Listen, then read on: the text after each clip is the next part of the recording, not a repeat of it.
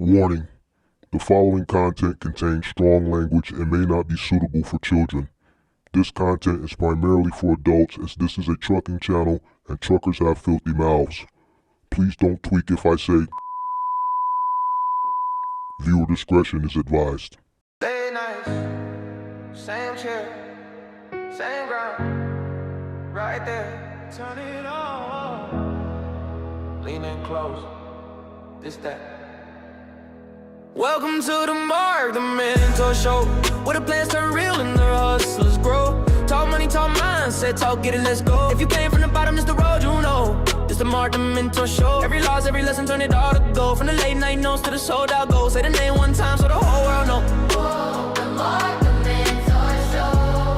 Whoa, the Mark, the mentor show. Whoa, the Mark, the mentor show. The Mark, the mentor show. Sweet. Yo, goof ass. Button. Come on in, make sure you guys hit the like button, subscribe to the channel, turn on post notifications. Happy Tuesday. If you are in need of commercial insurance for your semi-truck, box truck, cargo van business, link in the description below for Log Rock. Up for renewal, looking for a better, affordable insurance solution for your box truck business. Make sure you guys click that link in the description below. There's also a phone number in the description below for Log Rock. Partner to the channel. Come on in, make sure you guys hit the like button, subscribe to the channel, turn on all post notifications. Sweet. How's everybody doing? Not wasting any time today. No 3-4 minute music intro while YouTube sends out the notification. I'm not doing that. I don't even know if I'm going to do it going forward. I'm just going to get straight to it. Going to make some changes. A lot of things are going to be changing. I'm going to talk a little bit about that in a minute. But let's do this roll call real quick. Shout out to Pippi. Shout out to the moderators in the building. Shout out to SB Walt, moderator, MGM gang member. Shout out to 608. Rest in peace, Jesse Jackson. Yeah, I woke up to the news. I don't know if he died overnight, if he died last night. I woke up to the news this morning.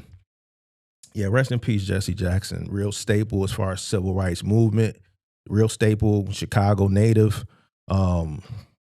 Rest in peace. It's crazy how he died. You know, for him to be, you know, he's a big part of the civil rights movement.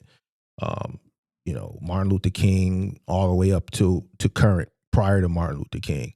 So it's kind of ironic, you know, that he passed away during Black History Month, because Jesse Jackson, there's a lot of Black history around Jesse Jackson. So it's crazy that he died during Black History Month, but rest in peace to Jesse Jackson. I'm pretty sure the funeral will be here in Chicago. I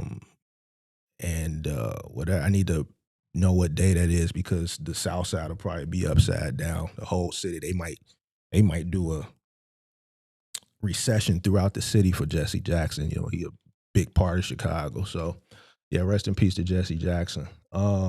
Shout out to Beats. Shout out to Valise MGM gang member. Shout out to Junior MGM gang member. Shout out to B Made MGM gang member. Shout out to Ben Uzi MGM gang member. Give me a second here. Best show on the planet. Appreciate that. Appreciate that. Shout out to Michael Robinson MGM gang. Shout out to Dwayne. What's going on? We need a video for the intro music. Man, I ain't feel like doing it today, bro. I just wanted to get straight into it, bro. I didn't feel like the whole 3-minute intro. I just didn't feel like it today. I just wanted to get straight into it, bro.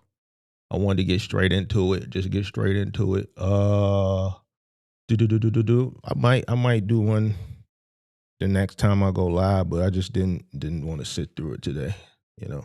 Shout out to Moving Company Hustle. Shout out to Chucky in the building. But all right, so boom. What did I want to talk about first? The show. I'm probably gonna reduce it. And I think I mentioned this before. I think I'm gonna go down to 3 days a week. I think I think I was talking to someone. I don't know if I was saying this in a Discord or if I said it on the channel. Eventually, we would probably reduce the amount of days. I'm just finding it redundant. You know what I'm saying? So I think 3 days a week is better. I always reduce the live streams going into the spring and the summer. I got some traveling that I got to do um, for the rest of the month, and then next month that I have to do that's going to affect 5 days a week anyway.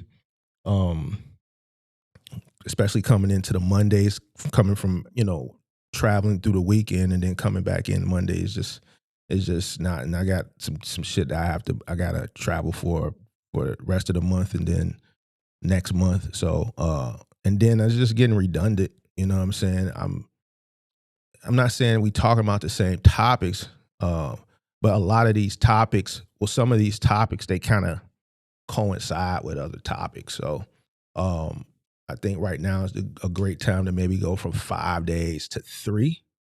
And I was thinking maybe like Monday, Wednesday, and Friday, but I don't even want to give specific days because I got some shit where I'm just not even going to be here to do the show on Monday. You know what I'm saying? As I'll be either traveling back, so I'm going to commit to 3, but I can't commit to specific days.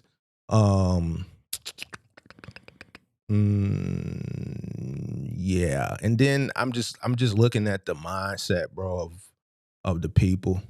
Like, it kind of gets to talk to people and try to get like, cause I seen somebody say something maybe yesterday or the day before. I was kind of scrolling on Instagram and it's box truck content be popping up in my feed.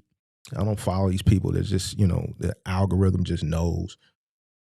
And somebody kind of, said something. They just want to know where the money at. They ain't really trying to learn. And I just point to you where the money at. What a lot of people don't realize that you can show a person where the money at, but if they don't know what to do to get it and to hold on to it or to sustain while they're getting it, or the money that you're looking at getting, is it profitable for you because you don't know operation costs, and you saying you ain't willing to learn, then shit, I'm wasting my motherfucking time. And I don't like to waste my time. My time is valuable. I could be doing other shit. So that's what I'm saying. I got other shit I gotta do. I gotta go renew my license. It's shit that I gotta do. You dig what I'm saying? So I'm not gonna continue to give people more. I'll give you some of my time, but I'm not gonna give you most of my time if information and education is not what you want. You dig what I'm saying? So, and I'm just being honest. It's just most people don't want to be educated. But motherfuckers tell you, a content creator saying, man, I just want to know where the money at. Fuck it. You see what I'm saying? I can't, I'm not the type of person to sit up here and just, show you where the water is at, but not give you the education, not just to show you where it's at, but how to make sure that water that you getting is safe to drink. You dig what I'm saying? And how to keep that water coming in. You see what I'm saying? So it is what it is. Other than that, what else? It was something else I wanted to talk about.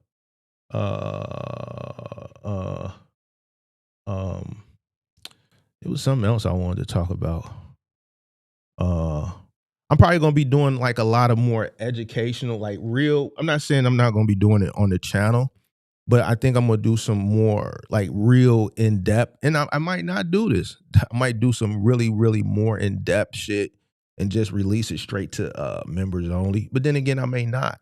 And then that's another thing. Like, I'm just not keeping up with the shit. Like, I've tried to hire like clippers and shit like that, because notice my videos don't come out like they should. Like, I should have a video coming out every day with the amount of content I have from like the live streams to repurpose it. I just don't have the time to do it. So like, these people would be in my emails and I'll try to hire clippers, but a lot of the clippers that clip, they're used to clipping like streamers and shit and viral moments. And when you do educational content, there's like not much viral moments. So the problem that I'm having with like the clippers is they don't understand the business to know which part of my live streams to clip.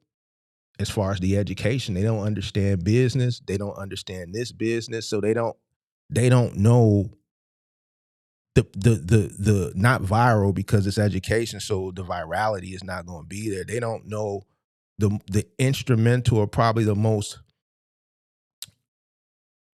important parts of the streams to clip, and I just don't have the time to be going and just sitting rewatching this shit and oh, this is the perfect moment and shit like that. So, yeah. So that's where we at. So we'll probably maybe pick back up maybe in the fall or the winter time, maybe the 5 days if the show is still going. But yeah, I think right now I'm gonna go down to 3 days a week. 3 days a week. Yep. So that's where I'm at with it. You said that's just one motherfucker I've been locked in for at least 3 weeks straight every day. I appreciate it. But at the end of the day, like shit, like I'm gonna be honest with you. I've been talking this same shit for 4 years. I mean, there's only so many ways I could tell you how to win from A to Z. I get it that there's always gonna be new subscribers to the channel. So to the people who've been watching for years, some of the shit is gonna be redundant, and I'll repackage it and reintroduce it and present it differently. You know what I'm saying? That's what the whole purpose of, investing into the studio, building a studio, giving you a different look, and changing the format more into a show, introducing, like a more of a show format. So it's just not it's digestible in comparison to like how you see other people present when they just turn on their phone and they just be talking in a car or they just sitting in a room talking. So I tried to invest to make it digestible, which I did, and I'm fine. But shit, like this shit's starting to get boring to me. It's getting boring, bro. Like I'm tired of talking about the same shit, bro. And I'm not the type of person who is going to transition like you see other people. I'm not going to be DJ Academics. I don't care about who Cardi B is fucking. I'm not going to switch over to financial content because I'm not a financial advisor legally. So, a lot of those guys that do that, they're not really even supposed to be doing it. So, this is what I'm going to stick to. And, it's just getting boring, bro. If I'm having to have just ignorant discussions, bro, like some of these discussions is ignorant. I'm listening to people who I know personally, and it's like, bro, why are you wasting your time? You dig? And to the people, the small minute people that get it, is I could touch them in the Discord, or I can just give them the information they need 2-3 times a week on a live stream. It's not something that I feel like right now needs to be done every day. There's less people coming into the industry. It's tax time. And I, just based off the data in comparison to the previous years, this is probably the slowest as far as entrance coming into the business during this time of the year that I've seen since I've been doing content. Obviously, we know why, the capital that it takes. A lot of people just don't have it right now. Even the people that push the whole start with minimal money, you don't even have people coming in with the $3,700 and the $5,000. You dig what I'm saying? So you got less people coming in. So I just think with what I'm talking, I can still accomplish it right now in three shows. It's another reason why I stopped the call-in show. I just feel like the call-in show, I think I got out of it what I could get out of it over the years. That's why we don't do the Wiseman no more. I think we milked it for what it was worth. That's why I cut it. When we did the trucker broker show, it started good, and then it kind of, I saw that people really wasn't interested. The Wiseman was a good show, but I think a lot of people were there for just the dynamic debates or those viral moment clashes between me and Kirk. The information was good, but I think people were there really for the debates. Then a lot of those debates didn't even have to do with trucking. It was more just cultural divide. You dig? So the call-in show, people were there not for the education and learning from other people's mistakes. They was there for the entertainment centered around the accountability. Man, what Mark gonna tell this person? Or man, how, this person crazy, man. You mean to tell me they ain't never did their taxes? Or you mean to tell me they don't know their operation cost? They don't know what CPM is?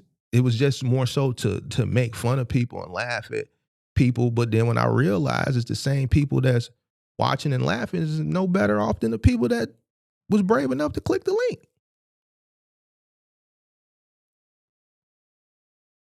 So there's a reason why the turnover rate in this industry is so high, especially as it pertains to just focusing and zeroing down when it comes to box trucking. The majority of people fail and it don't take that long. Like I realized something when that page popped up, or that content creator who has that box truck dealer where they sell the trucks, and I guess I don't know if he give people a discount to do the little testimonial at the end they post on the page. But the worst thing that motherfucker could have did was show the people putting a placard on the thing, and then I went through all those MCs and those DOT numbers, and then I looked at the week, how many weeks ago this shit was posted, and out of all these people, only 2 were still in service. And none of these posts were older than 30-some weeks. So people not even lasting 6 months. And I know the reason why. It's because people refuse to educate. You want to know where the money at. Most of the people, you point them and you show them where the money at, but they don't know what it costs them to run. What's the purpose? You know, so said it's what it is, bro. Like I ain't finna sit up here and you know what I'm saying? Like me, I'm just education, bro. It's just I don't, I'm not with the goofball shit, bro. Like to me, it's goofy if you invest your money, whether you come in with, a good amount of working capital, right? And you don't do what's in your best interest. And even if you come in with a limited amount of working capital, like either way, you don't want to lose your money. You would think a person wouldn't want to lose their money, but people adamantly come in ignorantly. And to me, it's just like the more I think about, try to figure out why, the more it just says, man, fuck that shit. Like I would want to give myself a fighting chance. Like it's just like playing blackjack. If I play blackjack, I'm not sitting on the 16 and the dealer got a 7 or an 8 or a 9 or a face card showing. I'm hitting it. I'm gonna give myself a fighting chance. I have my money invested. It's a high likelihood. The likelihood is he got a 10 underneath. So from a business perspective, if I come into a business and I invest my money into something, I'm going to give myself a fighting chance. I'm going to educate myself so that I don't lose my money. I'm just not going to come in, invest the money, and then give my money away. And then you have people that say shit like, oh, well, at least I tried. No, you didn't try. You didn't try. Buying a truck or renting a truck, getting your authority and just going to a load board, that's not trying. You doing, but you not trying. Trying is a person that goes above and beyond to ensure that they get a return on their investment and don't fail. And the number one thing people don't do is educate themselves. So if you didn't educate yourself, you didn't try. If you don't continue to educate yourself, you didn't try. If you don't know your operational costs, you didn't try. I'm not finna argue with people who think that just doing it is trying. You in the position that you in because of you.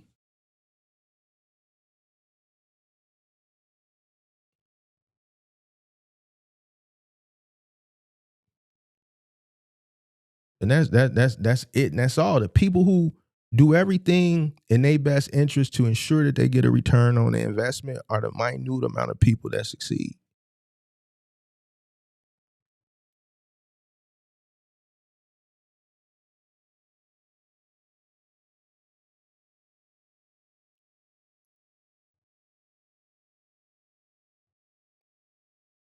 Don't got the patience to sit down and read a book and educate yourself. Don't want to sit down and open an entry level book on business, so just so you can understand business from a general level. That's why I tell people, the people that educate yourself, is really simple out here. If you just take the time, the patience to educate yourself. Look at the no offense, but look at the people that like to argue.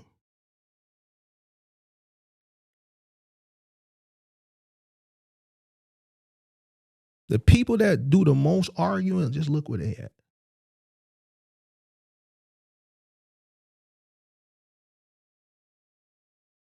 The time that motherfucker could spend arguing over some dumb shit, they could be educating themselves. So today I want to talk about just the psychology of customers as it pertains to moving. A lot of people don't understand when they come in the house, and I know a lot of people ain't in household goods, but a lot of the moving guys say, "Man, Mark, you don't do enough moving content." So today we're gonna do moving content. Probably do it for the remainder of the week. So I want to talk about where a lot of people get messed up, and this could kind of go with final mile too, because you spend a lot of the time in the home with the customer. Sometimes it can be uncomfortable, situations. So I just want to help you understand the mindset of the customer um, on moving day when you pull up to their house with the box truck to move their furniture and relocate them from one place to another. Some people think customers are rude. People think customers are picky, and a lot of times some customers are rude, and a lot of customers are picky, and the customer is looking at the clock and they want things to be done efficiently because they have a budget, or sometimes the customer is just in the way and doing too much. You know what I'm saying? So you may think that is the case, but and a lot of times that's not the case, or they may not be doing it purposely to upset you. It's on moving day, customers are just overwhelmed. It's to them, it's not a physical event, it's an emotional event. And it's an emotional event to them disguised as a physical task. So this is why a lot of this shit goes on. I talked about the lady that fell into my arms uh, the moment the last item came in, when she lost her penthouse condo, West Loop, downtown Chicago, and she had to move to a fourth floor walk up on top of a corner store in a neighborhood at that particular time that was gentrifying, but it was still heavily, gang influence, Hispanic gang influence. And this was maybe at that time, she might have been in her late 20s, early 30s, Caucasian woman. The reality set in, the emotion set in, because now life has changed. And that last item coming in is what it just hit. And everybody's emotions are different depending on, their circumstances of, when you move them. There's a lot of uncertainty, as it pertains to moving when the movers show up. And people just don't like uncertainty. I don't like uncertainty. Uncertainty is a word that you hear me say a lot as it pertains to business. And I try to help people to understand you have to not put so much into hope for the best, but prepare for the worst, right? Because the future is uncertain. I've gotten pushback, but I've had to come to realize that people come from different walks of life, and like I always say, I understand when people's arguments, but it's for some reason people don't want to understand, where I come from. I was raised to hope for the best, but prepare for the worst because of the uncertainty. Something's going to happen. Something's going to happen, but I want to be prepared for it to kind of lessen the blow. So on moving day, customers lose control. The house, your apartment, your abode, wherever you dwell at, is something that is very personal. That's why I always say moving and final mile is very personable, because you're going into a person's private abode. You're crossing that threshold, and this is, people, you're invading their privacy. So, at this particular time, one of the main reasons why it's so stressful for customers is because at one point throughout the years, depending on how long they lived in this place, they knew where everything was. They knew how their house um, functioned.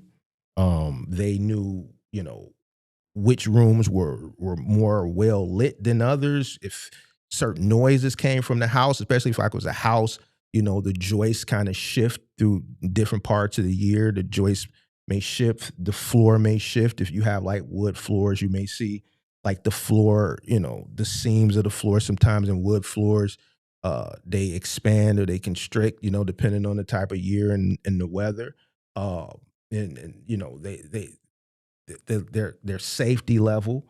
And then all of a sudden you got strangers in their homes touching all their prized personal uh, possessions that they own, and they're watching their whole life being placed on the back of the truck, and they can't control that aspect. And then it's driven by somebody that they're just meeting for the first time to a place that they haven't psychologically uh, settled into yet, in comparison to the place that you're relocating them from.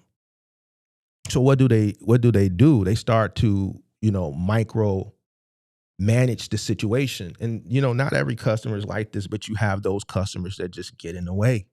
Some of them are, we've talked about certain people who, and I'm speaking from years of experience and seeing the consistency throughout, certain ethnicities, how they treat you, and when I talk about that, even people in the chat that are not in my city say the same thing. You know what I'm saying? So this is just something that's, I think, cultural. I'm not going to get into that uh, uh, right now, but then you just have some people that just want to micromanage, uh, and it's not because they don't trust you. It's because they're trying to regain control over their reality. That's why they say things like "put that over there," or "be careful with that," or can you wrap that again, or don't hold that like that. Like I remember a situation where I was on a move, and this was during the pandemic, so I was back out on the truck, um, and it was just one particular box, and the customer was just, once that box got touched, like the customer put emphasis on that box, but when it was picked up, the customer's like, "Please be careful, dad's in that box. Granddad." I can't remember if it was a dad or granddad's in that box. So, you know, at first it didn't dawn on me what that meant, because I've never heard that before. So it took a few seconds to register that there was an urn that was in this box of the ashes of the father or the grandfather. So, it can be very emotional. Certain boxes like that where they're moving, you know, the remains of, a loved one, it can get it could get very emotional. And I see moving companies, or somebody, not moving company, somebody in the chat said, man, they should carry that. You wouldn't believe some of the things that you would think you would probably just move on your own, and some people they just don't. They just don't. So it's not like they're managing the furniture. It's anxiety that goes along with it. Everything they have is exposed. And I could sit here and tell you a bunch of stories of things, just, the times when I was out with some things that I've witnessed, I've seen, even the years that when I was not out, some of the stories that the guys and findings that they came across while they were out in the field. I think it affects people psychologically because this is a time when a stranger or a group of strangers are coming into your home and they see your mess. They see your organization habits, your spending habits, your lifestyle, your secrets. There's a lot of things that I've seen just doing this. Like I've seen guns, seen, I flipped over a mattress and it was just money everywhere. And you're like, damn, how could you forget this? We've had situations where people have hidden money in the home and forgot where they're hidden it, guns. Um, I'm not, I guess this is private because I don't even remember the customer's name, but like I remember on a pack job, this guy had a drawer full of HIV medicine, like just all type of shit, bro. Like, shit, bro. Like, just toys, what type of toys, like all type of shit you just wouldn't expect, and a lot of this shit that you discover is because these are very like private things that people hide because they may have children or these are things that they just don't want out in the public. If someone was snooping around, they don't want them to find it. And as you're going through as a mover, you're grabbing things from all different places, and you might be cleaning out the closet, putting clothes into the wardrobe box because customers will leave their hanging goods up because, mover, we have wardrobe boxes. And once you clear the closet, there may be deep in the corner because this is not something that the customer thought to pack because they said, okay, they said they got wardrobe boxes. And then once you take everything out the closet and you putting the shit into the wardrobe boxes, you see something in the corner that was stashed away that they forgot about because they didn't pack that part because they were expecting you to put the shit in the wardrobe box. And then you got to do the uncomfortable thing like, yo, what you want to do with this? Like I've had to go to customers like, yo, you got a 9 right there. Like I don't want to touch it. You know what I'm saying? Like toys and, money, like, money I've always given back. My movers have always, given money back. It's all types of shit.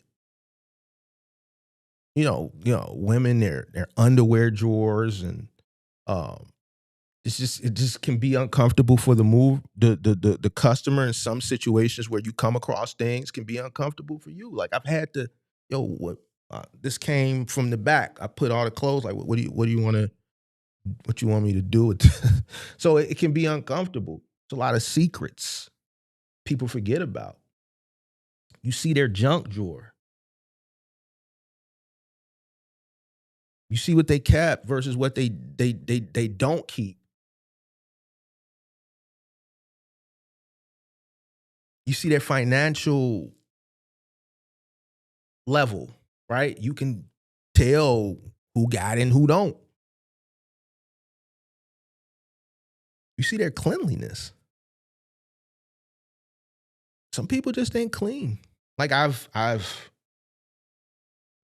one of the most unclean parts of a person's home that I've ever come across, believe it or not, is the bedroom. Breaking down a bed, and I got allergies. So, one thing about working during COVID, was just having a mask on, so I wasn't exposed. I'm allergic to cats and like, just I have allergies and it flares up in the summertime. So, breaking down a bed, it just exposes like people's just not being cleanly. I've had, especially like women, like mountains of just dust. Like the dust is so much that they've never dusted. Like you can sweep it into a pile and build a mountain.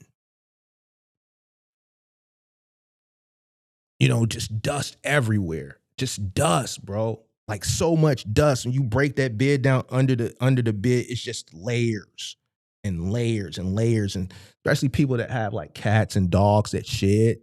And then, we gotta wrap this shit. So it's like these are the blankets. So now I gotta, I'm gloved up. So I'll just take the glove, let's say on something that's really dusty, and just wipe the shit off top of the dresser, and then just do like that. And like I could just wipe this shit into a ball of dust because now I don't want to put the blanket on all this dust. Or like under the bed is just layers of dust. You move the dresser, just layers of dust. I had a job during the pandemic and I was on, this lady had, I'm being out, and these are stories I never told. That's why I'm saying like I can do content as it pertains to these niches for years because I've got so many years of experience and just certain topics I talk, it'll just re-jog my memory on certain experiences. I had a job. I'll talk about 2 jobs that I did during the pandemic. This lady had, the house just smelled funny. She had a rabbit, and was it a rabbit? It was something that you wouldn't expect motherfucker to have, but it was hay all over the house, under the couch, and just hay everywhere. She had a rabbit or something, bro. I don't remember what it was, but then like under the couch, you seen these pebbles. And these pebbles might have looked like dog food, but it really was, feces from, was it a rabbit? I forgot whether it was a rabbit or not.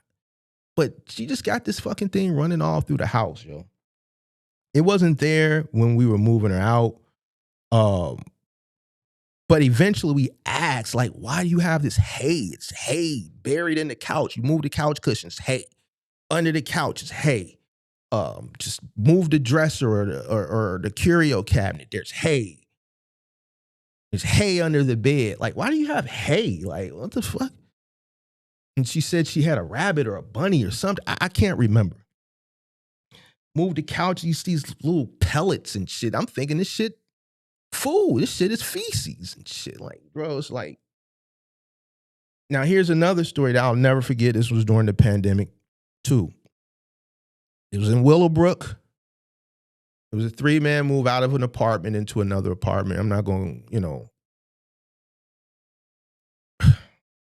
I swear to God on everything I love. As soon as the door flew open, it just stinked. These people had a kiddie pool in the living room. So it was like a kiddie pool in the living room, and they had 2 pigs in it. So they built like a pigsty in the living room. And these were pets for their 2 kids. It made the whole place just, because these are pigs. And I'm just like, what the fuck? So I'm walking through, everything was clean because the pigs were there. It's just the place stink. And I'm just like, yo, I did a walkthrough. The pigs didn't come out of the thing because I would have noticed throughout the rest of the house. Like I did a thorough walkthrough. And I'm just like, bro, this is an apartment, bro. This is a 2-bedroom apartment, bro. And you have pet pigs. And I'm just like, bro, we'll do the move because I did the inspection and everything was cool. But I'm like, dude, we not moving this pigs. Like, what you think? Like, he's like, nah, we're going to move it. I'm like, no, I'm saying we're not going to move the pigs. Of course we're not moving, but we're not moving that thing. We're not moving that. He's like, no, I'm going to move that. I'm going to move that in my pickup truck. But the like to have to endure the smell, bro. It was horrible, bro. Like I just don't understand it. Pet pigs, and these is just like for their kids, bro. had pigs, and they live in an apartment, bro. Not a house. A apartment that's probably like 700 square feet, bro. Maybe 750. It's a small 2-bedroom apartment in Willowbrook. It was a Sunday move. I'll never forget it. Like certain things you just don't forget, bro. But, you know, people are like, there's some different people out here. Like I've had jobs where it just wasn't clean, that the guys have called to the office and say, yo, we not doing this. Send pictures. You know, and I ain't talking about like bed bug situation. I'm just talking about nastiness, bro. There was a job that I was on during the pandemic. I walked in and it was just not sanitary. I went to the kitchen. The lady clearly was cooking and, you know, just different food that you leave out that might splash or whatever.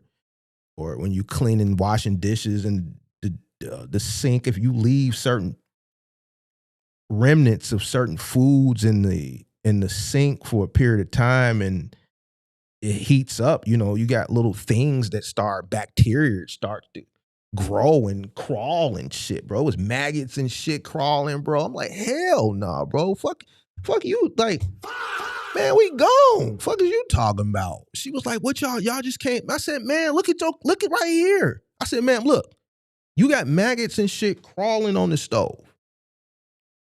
Like, I ain't like, I don't know what type, like your money, I'm straight. I don't need your money. I don't need it. This shit is nasty. I don't know what you got going on over here, but maggots, like, we ain't doing that. We ain't doing it. You not clean. I've had hoarders. I've had both clean hoarders and I've had unclean hoarders. I remember a clean hoarder that I came across in my early years when I was still in the field. This was an older lady who was just old and just couldn't let things go. And she lived in an apartment and her children finally moved her into a senior living facility. And I'll never forget this move because when we got to the senior living facility and we pulled up with the truck, because it's senior living facility, the movers, the licensed movers, you'll know. Unlicensed movers, you probably won't know because you're unlicensed, so you don't. Most senior living facilities are very strict, so it's a lot of COI and shit like that before you can even enter into them. But this one here in Chicago is one of the more affluent ones. It's called Brook something. I can't remember the name. Like the manager had to come out and inspect the truck before we even started to unload. And she was like, is that truck full? I'm like, yeah, it's full from front to back, top to bottom. It's like, oh no, that shit ain't coming in here. This is a senior living facility. They have a room that's probably 300 square feet. I opened up the back door. She was like, oh no. This is how much stuff this lady, we moved her from a 1-bedroom. She probably had about 250 boxes. Yeah. Yeah, she had that much shit in a 1-bedroom. It took us like 6 hours to load it. In a 1-bedroom, that's how much shit she had. This is her whole life. This lady had to be like maybe 80-something at the time. From now, we just sitting there like, damn, what to do with all this shit? We had to go put that shit in storage. I've had hoarders that I've been on the truck that I've had to walk away from. Whereas the shit wasn't organized, it wasn't neat, and it was clean. It was just a bunch of shit. And I just wasn't doing it. I've had hoarders where, you know, the years when I was in the office and the crew would send pictures like, yo, we ain't doing this. Send the pictures. They send the pictures and, yeah, all right, man, just drive off. If he say something or the customer say something, just have him call the office. We'll deal with it. Just get out of there because we don't want no conflict. You got some people that aren't clean that'll apologize a million times. You got some that just don't care. The ones that apologize are the ones that are ashamed. and this is going through their head. They're too lazy, or they've letting it get to the point where it's just more than they can handle, and it's moving day, so they just gotta let you see that shit. When you go into a person's home, you literally walking through their private life. And this can create some type of subconscious embarrassment. I've seen it happen. Those are the people that just continue to apologize. I'm so sorry. I'm so sorry. I'm so sorry. I'm so sorry. I'm so sorry. I'm so sorry. For whatever the reason, you flip something over, they might have cat, and the cat might not made it to the litter box, and they never looked under the couch or never looked under the bed. So even though they never, like, at some point you had to smell some shit. You dig what I'm saying? So, like, I've walked and done jobs where there was just feces.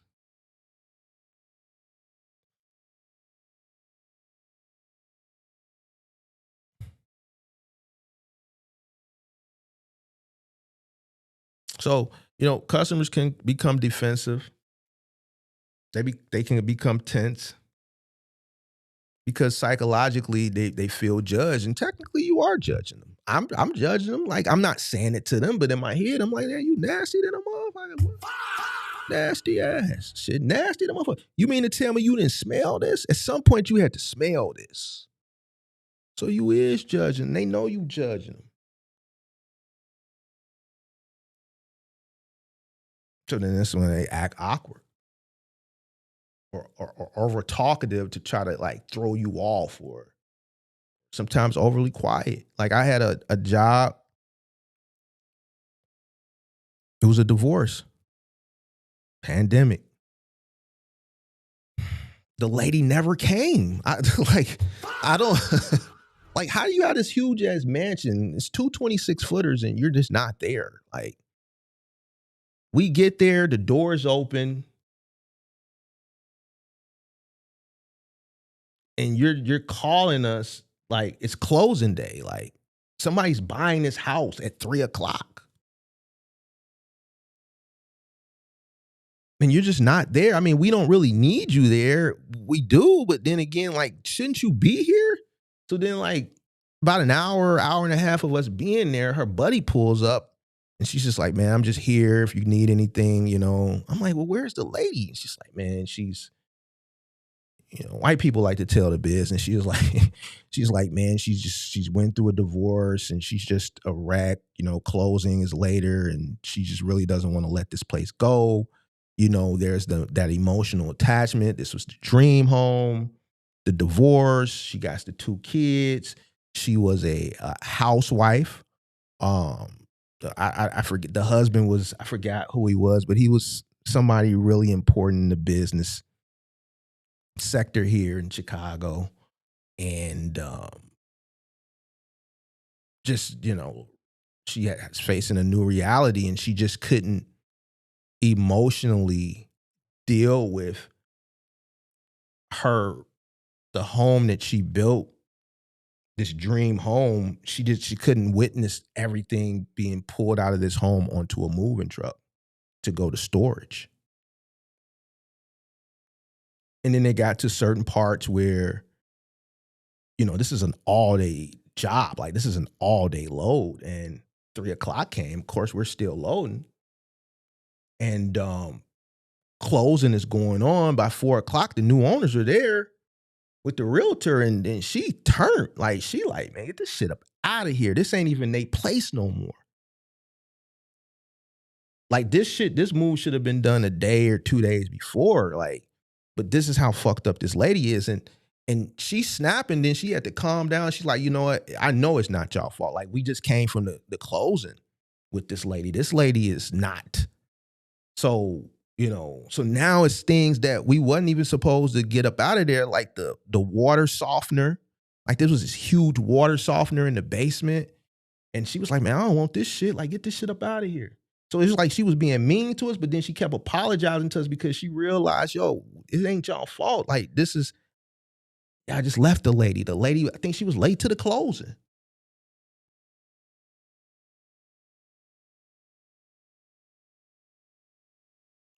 When we finally got everything out, she was late to meet us at the storage facility. We had to wait there an hour.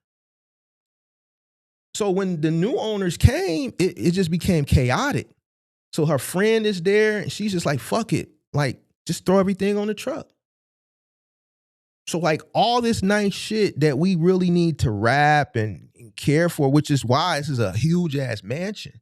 Like this shit is not something that, you can just rush. Like this shit is gonna take time. It's a lot of expensive things in here.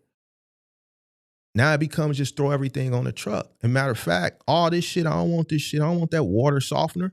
So now we got a water softener that's full of water. It just was just chaotic, all because of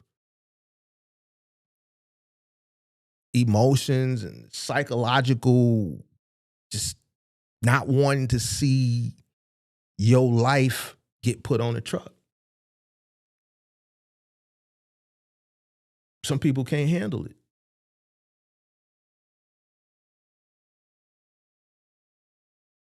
That was one of them situations where this lady was just awkward. It was an awkward situation. She was leaving a memory location.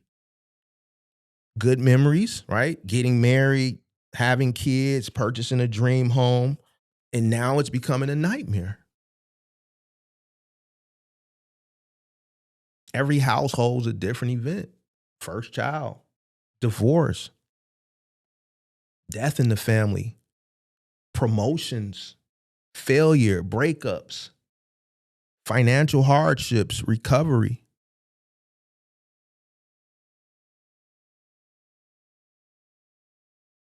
And from a house perspective, movers unknowingly show up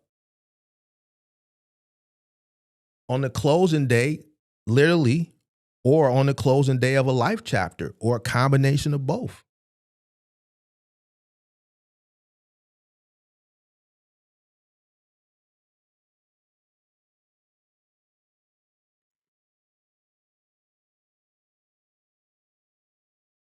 To you, as the mover, is just a couch. To them, that's where their father sat before he died. Just like the customer that kept saying, man, be careful, man. Dad in that box, a granddad. I forgot it was a dad or granddad. And it wasn't like, hey, could you really, that box, it contains the ashes of my life. It wasn't one of them. It's, hey, be careful with that box. Dad's in that box. It was like real straightforward and direct, and just the tonality was firm. And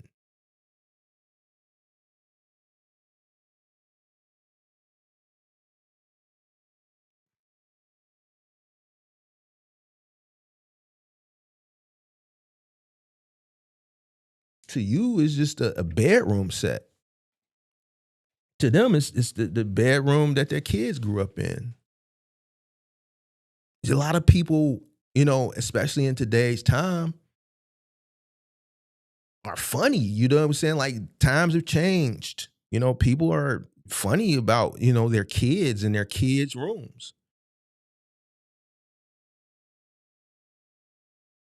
It's a lot of weirdos out here. You know what I'm saying? There's a lot of things have happened,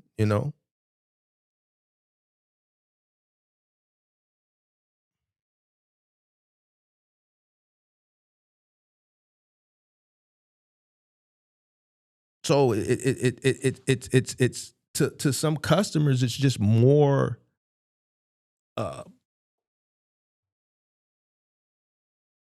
it's more than the items. They're dealing with memory reactions as it pertains to some of these rooms in the home, or some of these items and furniture pieces, or some of the shit that's in some of the boxes that you just may not know the contents of what's in the box. So their emotions leak out through irritation.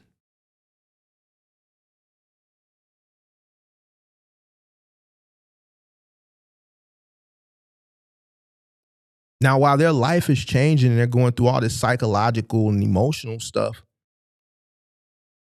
they're going through this at a very expensive cost.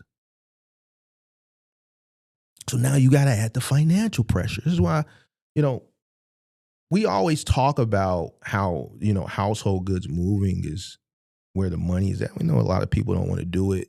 And we talk about, the costs that are associated with why the price is high, but I never talk about this part. There was something that went kind of viral a few months ago. I really tried to look for it before I went live, where it was I don't think these guys were licensed. It was 2 or 3 movers. They were loading the truck. They were black, younger. And there was 2 older white people. And the white lady was arguing with one of the movers and he was cussing at her. And then the older white husband guy was kind of like saying, like, I knew this would happen. I really was looking for that.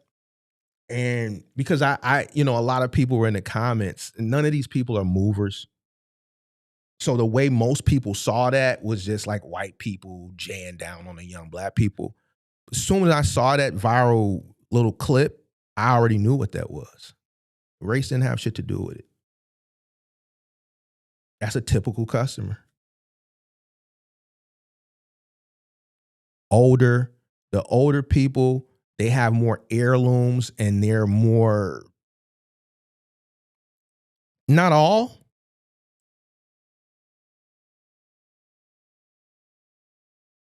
but they're more like you the husband will be cool, the wife will be, more strict on maybe the handling, and they want to micromanage the move and things like that. Yeah, put this here, put this there. And they were coming out of a storage. And these guys were young. And, today just people just don't have patience. And they just don't understand psychologically and emotionally what's going on during a move. And this is why I've always trained the people that have worked under me patience. Because I learned very early on everything I'm talking about now. I learned it. So you have to let a lot of stuff fly over your head. So now let's get back to the financial pressure while all this shit is going on. Depending on the situation, whether they're a renter or they're a buyer, you got rent overlap, right? You have closing cost if there's buying and selling. They're having to transfer utilities. They may have had to take time off of work. Childcare, travel, unexpected supplies, the money that they spent, preparing for the move as far as boxes and tape, totes. And then here you come. You got some customers that are just financially sound, but then you have ones that are not. They're budgeting. There's already cost them money. They've closing costs, or they've had to pay rent. Their rent may be overlapping, and now they're watching the clock.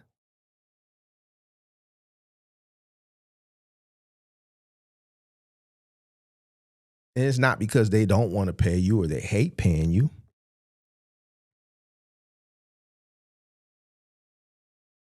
But that meter, because that time that you're charging them hourly, that's a meter. And that meter represents their shrinking financial margin. They're just watching money go out the window. Not everybody has it like that. Moving is not cheap. It's not cheap.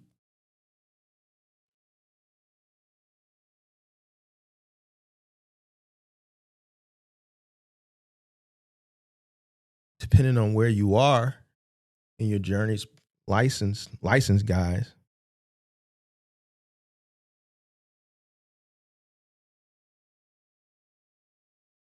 you're talking about hundreds of dollars an hour. During the pandemic, I was charging $100 a man. The average move was $300 an hour.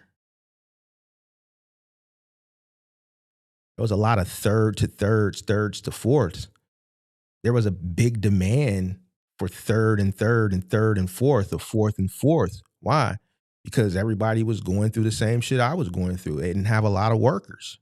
So the workers that moving companies had during that particular time were very, very, very picky, complaining, and the dynamic had shifted from,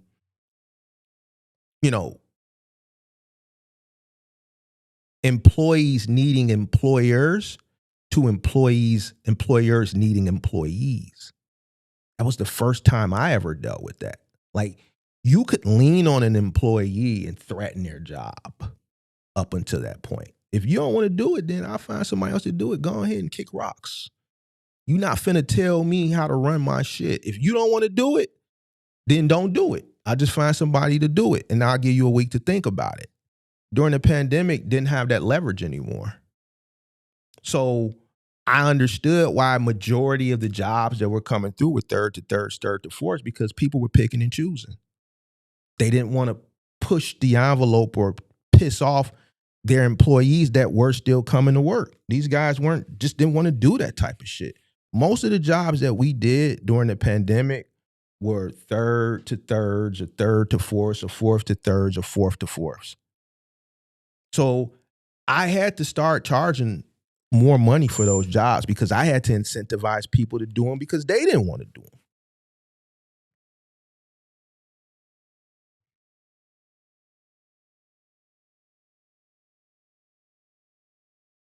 So imagine somebody charging you $300 an hour for a 1-bedroom just because you live on the 3rd floor. And there's nothing you can do because everybody else you call don't want to do it. They don't have to do it. There's no leverage there from the owner's perspective or the business perspective. People are picking and choosing. The people who are coming to work, the owners don't want to piss them off to the point where they lose them. So now you got this financial stress as a customer.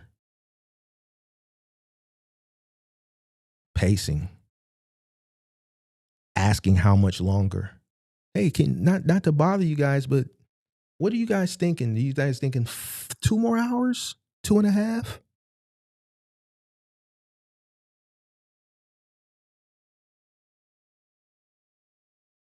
It's not they're rushing you. It's just they got a budget. How much longer? Are you almost done?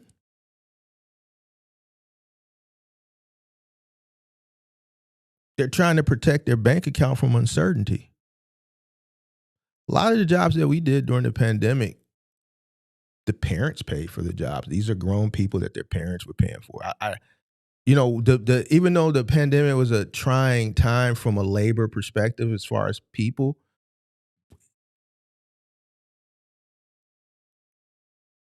from an economic standpoint, I learned a lot from having to come back in the field, and me coming back in the field also helped me in other aspects of business, from like investing. I saw a shift. I saw millennials really didn't have it like that.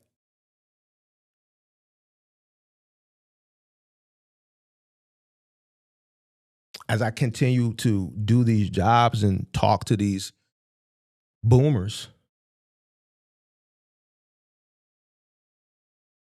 they all saying the same story. Not only were they paying for the move, they were paying the rent.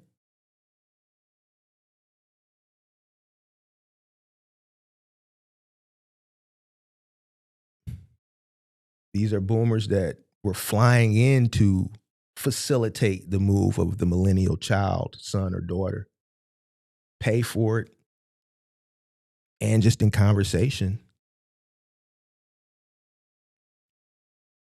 they let it out that they were also covering the cost of the rent.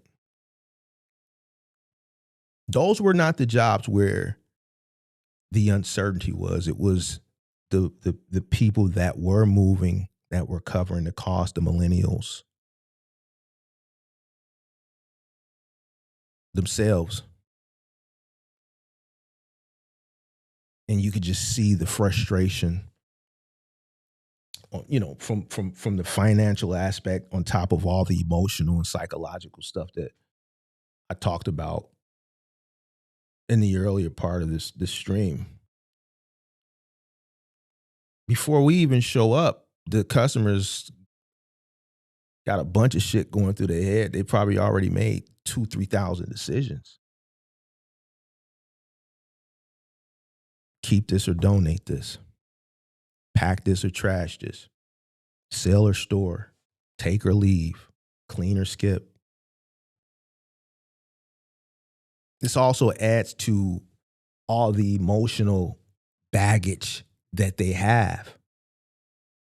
Forward and mail, changing schools, changing commutes, changing routines.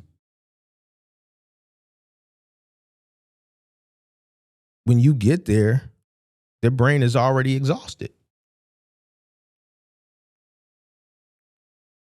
The brain is already exhausted.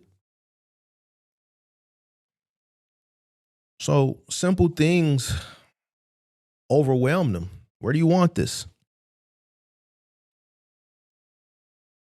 To them, to you, it's a basic question. To them, it's mental overload, and that's why sometimes you'll have a customer, they'll snap at the smallest thing. They don't have that energy left to make simple and small decisions because they're already mentally exhausted. And then there's the fear of damage.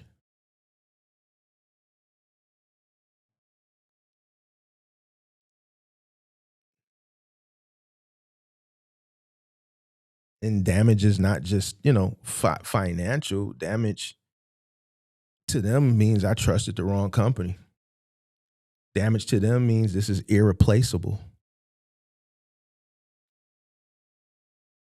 So then you have some people that watch every single move you make. Not because they, assume you're bad.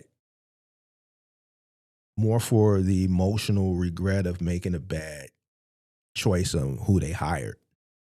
Even though every company makes mistakes, even the companies that you see that have thousands of reviews that are, and they're still 5-star, me being in the industry, I know that that's cap. I know companies that will pay you to change your 1-star to a 5-star. And when I say pay you, they'll pay you. It might be a dinner to Gibson's. It might be a $250 gift card. They might refund the whole move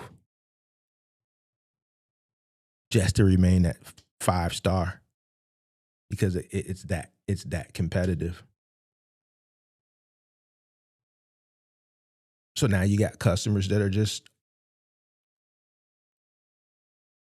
in fear of damage, fear of regret, certain items more than others.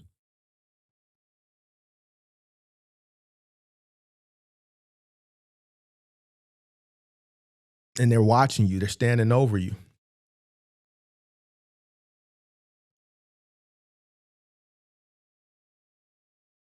So it's more being in household goods moving than just the actual moving furniture. You're managing emotional pressure while performing this physical service. And what I'm seeing, like in some of these viral videos, and I wish I could have found, I really searched on TikTok, and I think somebody posted it in my Discord, but it was some months ago. I couldn't find it. These young guys, they just didn't really understand the emotions that customers go through when they move. Now, we did look at the guy who just quit on the team about a week or two ago that went kind of viral, and he just dropped the dresser on the stairs. There's a lot of emotions and shit that's going on this side too, because you don't want to break anything. You don't want to damage anything. So this is why communication is very, very, very important. You know, being a great mover isn't just moving fast and being efficient. It's creating psychological safety.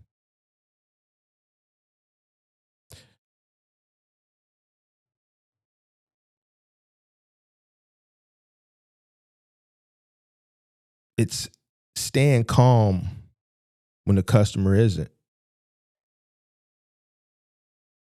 I mean, it's easy to just go off the hinges and get to snapping back, but you have to understand why the customer is panicking or emotional or just tripping or tweaking.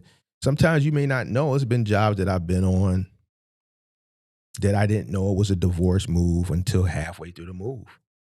Some of these customers at the beginning, they're not as open until they feel you out and see, okay, yo, these guys they're just moving. They ain't tripping. They ain't looking me up and down. These dudes are just moving.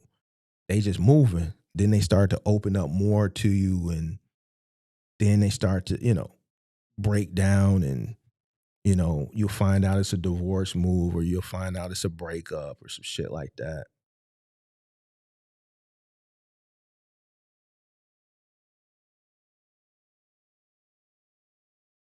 That's why you got to remain calm. The calmer you are, the safer they feel. You're a stranger. And I always talk about it as it pertains to this market. Most of the work in this market comes from people on a different side of town. Most people that look like me or even Hispanics, just get their friends and family and get a U-Haul. So you got to understand you're going around people in some situations where, they've never been in this close of a proximity from a personal perspective, and it pertaining to their personal items at all. This might be the closest proximity they've been in with black people or Hispanic people, let's say, ever, as it pertains to even crossing the threshold of their home.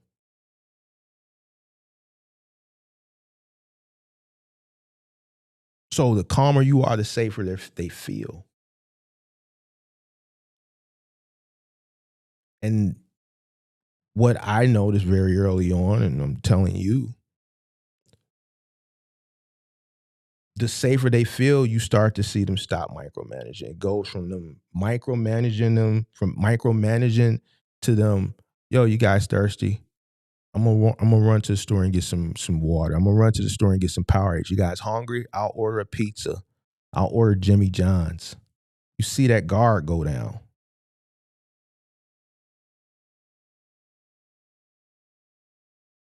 So customers aren't really difficult on moving day. They're just vulnerable. They're just a person that's transitioning, and transition produces stress. You have to look at yourself in a situation where you were transitioning, if you moved, or just some type of event where you had to transition in your life and how you felt. So you, as a professional in this industry, you have to remain calm. There's a high likelihood you're going to run across a customer who's just anal, and it may not be because they're just an anal person. It's because of all the things that we just discussed. Even for some of the final mile guys, you're going into a home, and I used to have to tell these guys this, and I was very particular on who I sent to do Bye Bye Baby. That's why I always sent Rob to do Bye Bye Baby. Because not only you're going in a person's home, you're going in a more affluent person's home, because Bye Bye Baby is not cheap. An average economical customer isn't going to Bye Bye Baby buying a crib or buying a dresser. They'll go to Walmart. They'll go to something a little bit more affordable. So not only are you going in a person who may come from affluence, you're building their crib for their unborn baby. So now you're dealing with a woman who's pregnant. You're dealing with a pregnant woman. And a lot of the times, guess what? Daddy ain't home. He's working. So now you're dealing with a pregnant woman who's emotional, and you got two guys coming into her home. She may feel uncertain. She may feel unsafe. She's emotional because she's pregnant. You're building a crib of her, maybe her firstborn.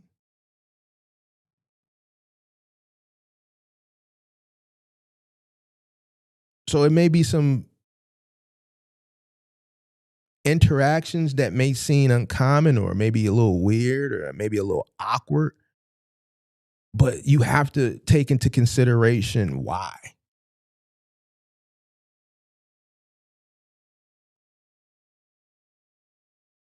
So when I watch a lot of this viral shit on the internet with these young guys, it's like, yo, I don't look at it from what the majority looks at it. I understand why this is happening.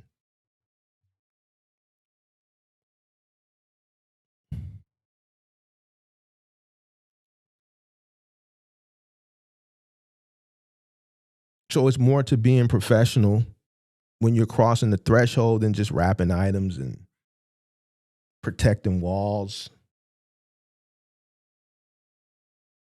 You got to understand that for a time period, a temporary time period, you're responsible for someone's entire life in the physical form. And there's a lot of emotions and past experiences, good and or bad, that's tied to it.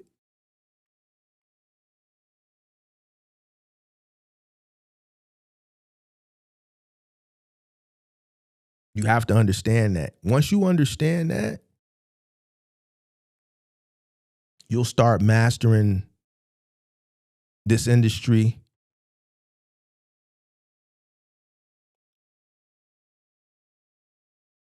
And you'll become a better and more efficient service provider. There's people that were just very, very, very particular, I should say.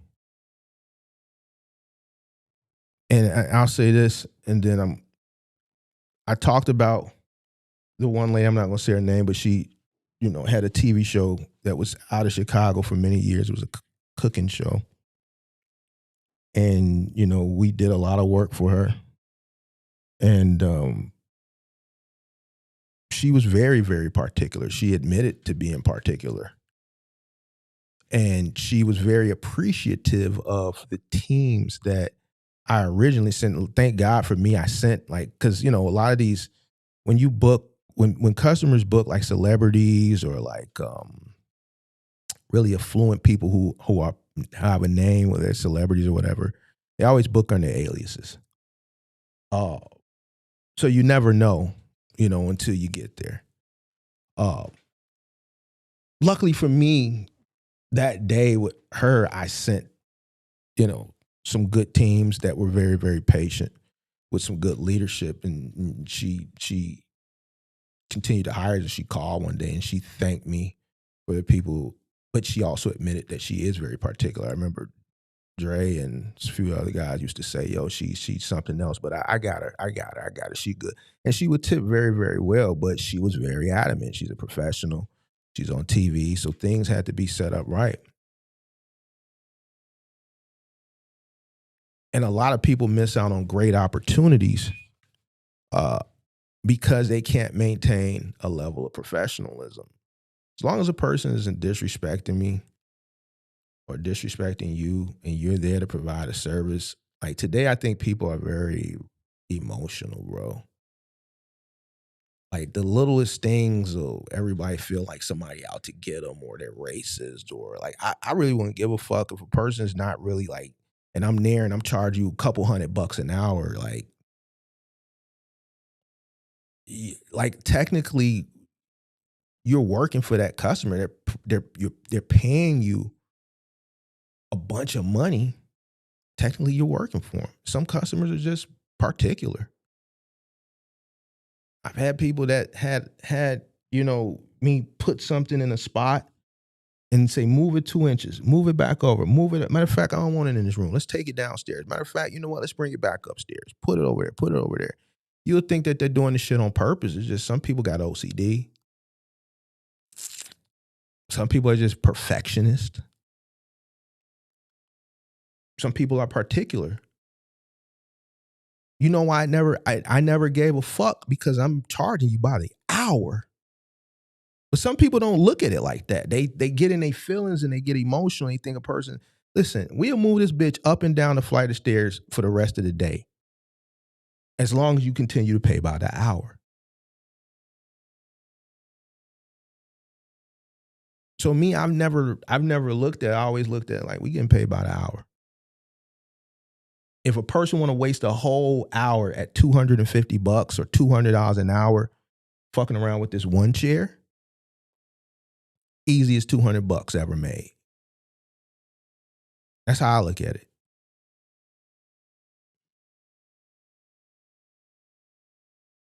So, it is what it is.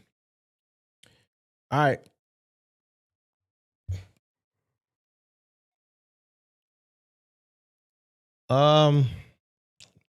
Hit the like button, subscribe to the channel, turn on post notifications. Yeah, I wasn't really expecting a lot. Moving is not really a popular topic in this space. I see somebody asking about reefers. Like, I don't know. Like, I see you an MGM member, but never talked about reefer trucks on this channel. I've never owned a reefer truck. I don't know anything about reefers as far as refrigerated loads. So I can't really help you there,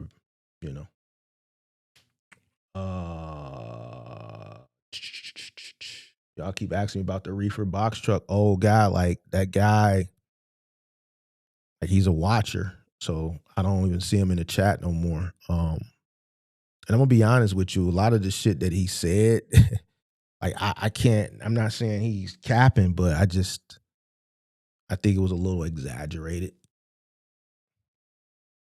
to be honest with you. So, I don't know. Do I want to open the lines, man? I've been thinking about as far as opening the lines. I want to do that every show. Like, man, I just don't want to be having these conversations like that no more, bro. Like these conversations got to make sense, bro. I can't be having these same conversations, bro. Can't be having them, bro. I don't want to have like these.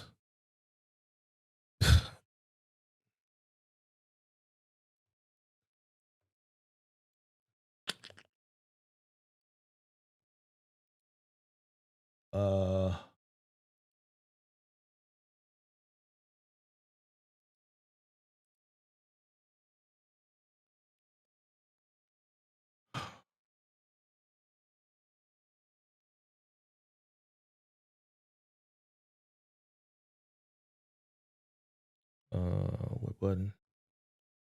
Man, I'll take one call, bro. One call. Yeah, that was called Brookdale, Kelvin. Thank you. The one that I'm referring to is the one off of right off of Sheridan, like between Sheridan and Belmont, and Sheridan and between Fullerton and Belmont. It's one right over there. That's where all the rich people send they moms and dads. That one. That one right there. Make sure you hit that like button, subscribe to the channel, turn on all post notifications. We got 60 people, 35 likes. A lot of people ain't interested in the move and shit, but this is moving week. So I think the rest of the week we just gonna talk moving topics.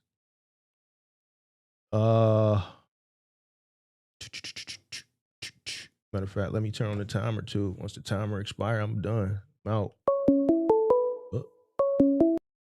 Yo. What's going on, Mark? What up?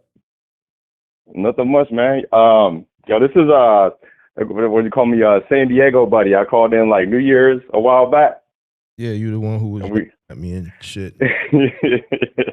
Yeah, my bad. I was actually calling you back to just let you know you was right, man.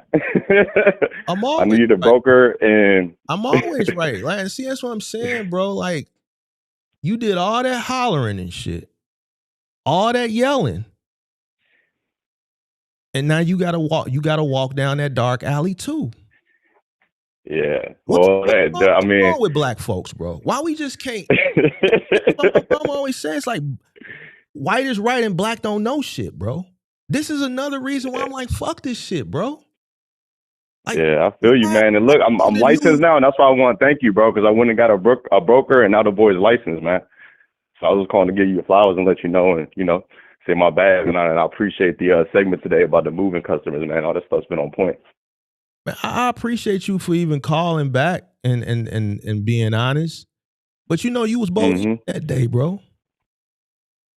You was bold. Yeah, man, I was super locked in, bro. I was like, sometimes you get tunnel vision, you think you know everything. I don't know. Sometimes I just be locked in and think I got everything figured out when I don't. And yeah, it's been a learning and growing experience for me as well. And I know I need to, especially as a business owner, not be like that. So yeah. Well, I appreciate you for being honest, bro, and calling back in and admitting you was wrong, bro. Thank you. Yeah, my pleasure, brother. All right, man, be safe. Peace. Yep.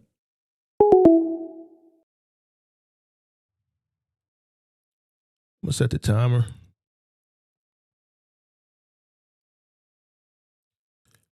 Once the timer expires, I'm gone. Like, I'm not like from like, and that's I appreciate him, but see, that goes back to what I was saying at the beginning, bro. I can't, you know what I'm saying? Like, hello. I'm gone. Like, I'm not like. Yo, What's up? what up? What's good, Mark? What up? This YG. You gotta turn the TV off, bro. It's quiet now, right? Yeah. All right. I'm completely ignorant when it comes to the moving stuff, but I got a story and then I got a question or a bunch of questions about moving. So my brother moved from his apartment, or it was like an apartment complex in Jersey, to Maryland a couple of years back, and they just had some kids, so they just up and moved themselves, and then they left all their stuff behind. And then I was supposed to go there and then like direct the movers where to go and what goes where and stuff. So I kind of just let them pack all the stuff into boxes. But it was a Friday, and I remember when they came in around like 8 a.m., they were saying that they had just did a move a couple of days before. Or even, let me pause. How much would that usually cost, moving from over states like that? How much you think? To move from state to state, long distance move is expensive. The farther the distance, the more you have, the farther the distance, the more the move. So it was like one truckload worth of stuff. They got the whole apartment in there. So a 1-bedroom, a 2-bedroom? It was a 2-bedroom. And from where to where? Jersey to Maryland. Excuse me. Well, depending on who they use, they probably went by weight. Did they use a professional company or? I have no idea. I was just there to help. Jersey to Maryland? Yeah. What do you remember what size truck it was that they loaded the shit onto? Were you there for the load? Yeah, I was there for a little. Was the same truck that loaded it? Was that the same truck that showed up at the drop off? I think so, because they kept all the stuff there. They held it over. I didn't even finish the story. They held it from Friday to Saturday, and there was some issues where they charged like an extra $900 because of the issues. So what did y'all end up paying? Like about what? Somewhere between what, $4,000 and $6,000? That's why I want to say initially it was like $3,000, but then they added on that extra $900 when they said that they didn't know how much stuff it was. They didn't know they were gonna be packing the whole apartment, and yeah, the fact that they said that they ran out of time. They had just did a load the day before, and they still hadn't gone home to their families and stuff, so they needed that time to go home than that night before, and then they said they can bring it on So it was Saturday. But they $4,000, was right? like, So it was $4,000? I think so. That's what I want to say. I think so. All that extra shit you said, that sounded like you probably was dealing with like a small time company or like maybe some unlicensed people. Okay. But It I was mean, literally I was one pretty truck much and spot like on. 4 guys. I pretty much was spot on, just based off what you told me. So that 4 to 6, you Okay. said it was 4. So Okay, yeah. It seemed because I was literally with them the whole day. I remember the fact that it was like a gated apartment area. I had to go out and get in the truck with them, and then show them where to go in, get in there, and then the guy that was in charge, he was telling me about how like, yeah, we just did a load the other day. My guys are tired, so the next day when they had said that, oh, it's gonna be an extra 900. I remember that like my family was like, oh, I don't know, should we go get a lawyer there? And then someone else was like, nah, he's basically holding our stuff hostage, and then I had to pay it for them. And then I was thinking about it from their perspective, like, yeah, it sounds about right, but I don't know. Like I said, I'm ignorant in it, so I wanted to ask you, like, was that fair or was it a well, if scam? they gave But you it a sounds quote, then they should have stuck to the quote. I mean, for them to Maryland to Jersey, how many hours Jersey is to that drive? Maryland. It was they showed up in the morning and they were done packing by like 12, I want to No, say, what I'm saying and is then they the were. distance, the travel distance from where you moved to where you moved from to where you moved to. It's like 4.5 hours if you go in the daytime, Right. So, almost 5. I mean, they technically, you said they showed up at 9 to do the load or 8? Yeah, 8 a.m. and they were done by lunch. Yeah, I mean, so I mean, I wouldn't have sent the truck to do all that in one day legally. Can't legally do it. So I would have did it the exact same way they did, but I would have charged you for it, you know? So I would have either sent them to load it and then sent them right away, but that truck wouldn't have been able to come back that same day. So, I mean, the way they did it was fine, but that should have been in the initial quote. It sounded like they I don't want to say they held it hostage. I just think what they did was they charged you for an overnight fee. Okay. All right, that was pretty much it. Yeah, so I mean, 3,900 still a good rate. So Yeah. Appreciate you. huh? Appreciate you. That's it. Yeah. All right, but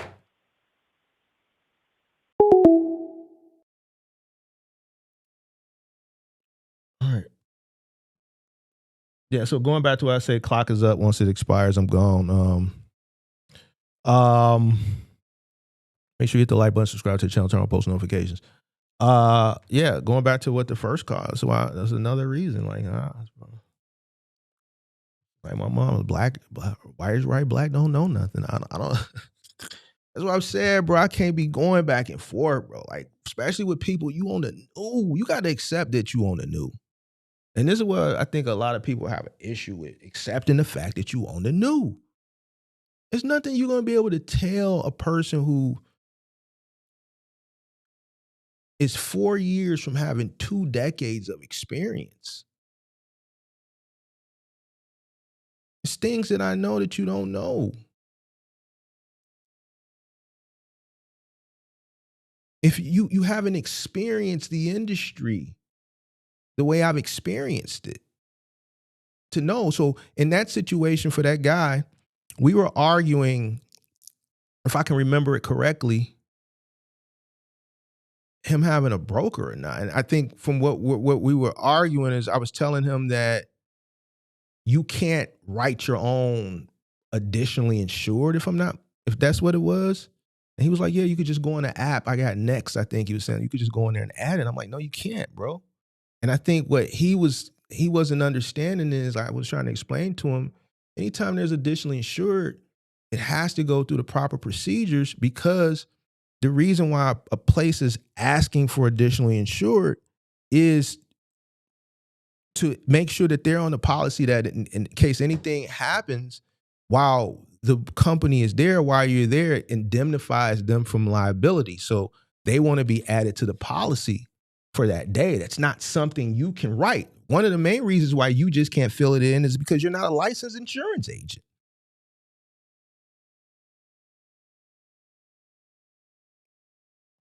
So the verbiage has to be written and accounted for, so that if something were to happen, what I was trying to explain to him, let's say they were there on this property and someone slipped and fell and they sued.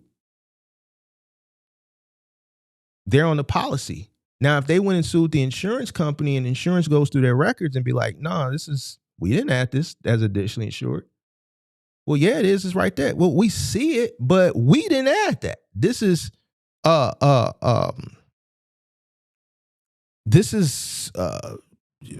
been added fraudulently or whatever the case may be. We didn't write this. It's not in our system that we added this to the policy. And this is why I was trying to explain to him, because they have to have a record. Anything can happen. Somebody could slip and fall and sue. They could damage the elevator. I had a truck that backed in 2019. I remember, because I remember the person who did it. And for some reason, their camera was low. So when he backed into the dock, he hit the camera. This is something that was just covered out of pocket. It wasn't that much damage. It was something that was paid out of pocket. But in a situation like that, we had to add them to the policy. They were added to the policy as additionally insured. It has to go through the broker so that there's a track record. There's of them adding it to the policy.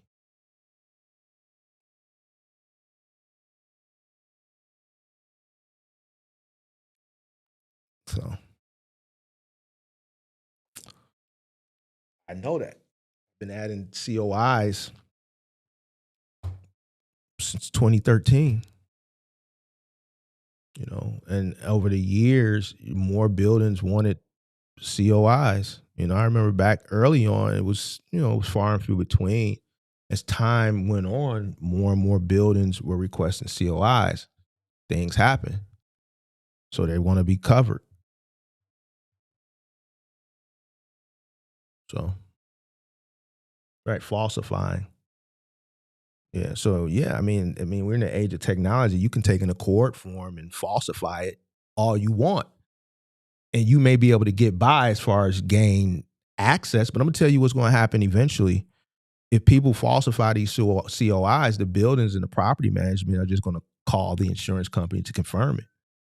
Eventually, that's what's going to start happening.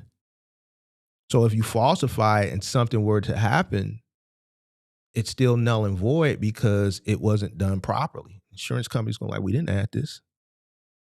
It's not in our system that we added First Service Property Management and its board of directors and Westlake Janitorial additionally insured for 123 Main Street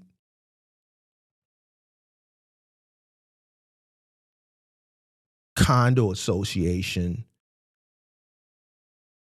and the certificate holder is Get It Out the Mud Trucking, or not Get Out the Mud Trucking, or Alice Wonderland 123 Main Street Apartment 123,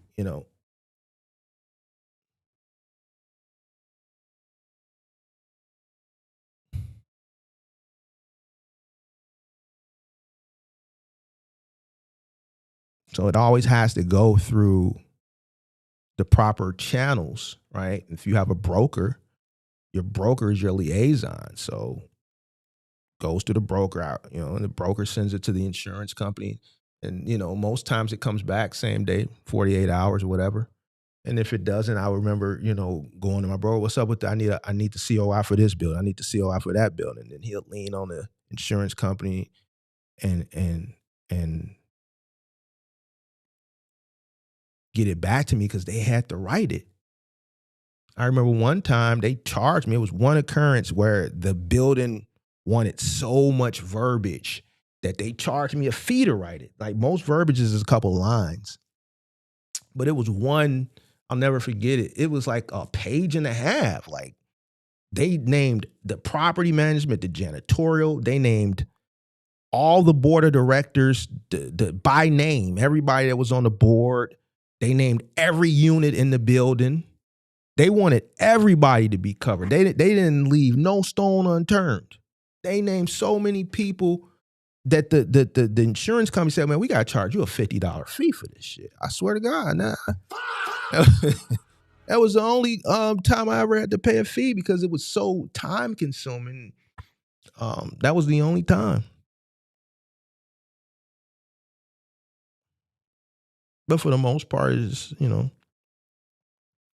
fee associated with it. It's just, clerical work.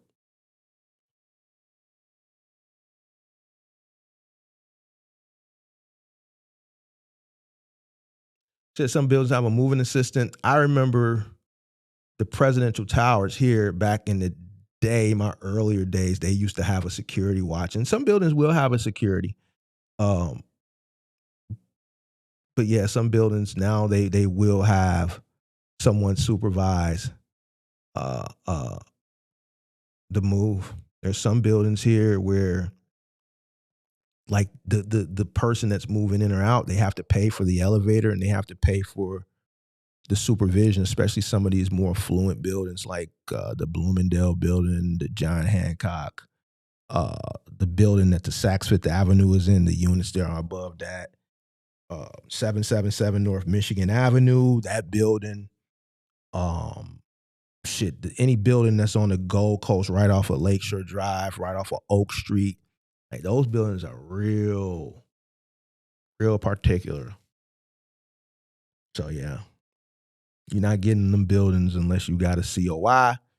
You're not getting them buildings, man. They might sniff your truck, send a dog, all type of shit. So yeah. Yep. So yeah, appreciate that gentleman for calling and just, be telling y'all, man, I'll be right, bro. Y'all just gotta listen to me, man. Listen, y'all gonna fuck around, and I know you don't care. Which, I'm gonna just say, fuck it, bro.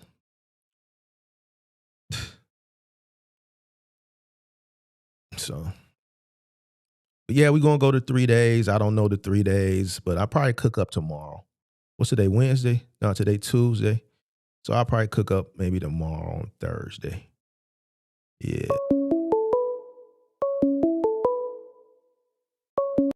Hello? This will be last call. Hello? What's up, brother? Who that? You from the crib, ain't you? Yes, sir. It's crazy how you be knowing that shit. Man, come on, bro. Like we talk different than everybody else.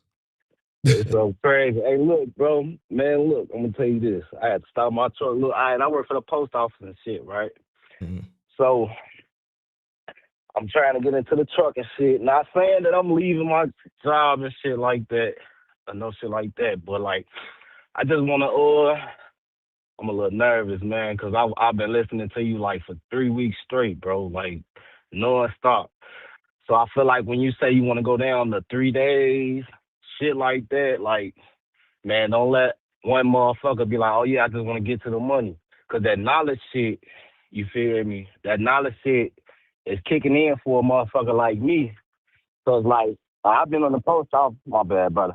I've been in the post office 12 years, so they got all my 20s. I'm 32 now, you feel me? And like, this all I know, so it's like me jumping into the, you feel me? I ain't doing a box truck, but I'm doing cargo van just to start off, you feel me? But I'm just trying to let you know, like, dog, don't, man, keep coming with that shit, because all this past weekend, like, I'm like, man, like, where bro at, man? I'm refreshing the page, going to the live, going to the this and that. I'm trying to see where bro at. Because, like, I don't want to be like one of the misguided ones and go look for some other content and they be feeding me all the wrong shit. Yo shit, and you from the crib? It's like, bro, come on, man. I got to tune in. I appreciate it. My mama. I appreciate it. No, it ain't. It's just, bro, you gotta understand, bro. Like,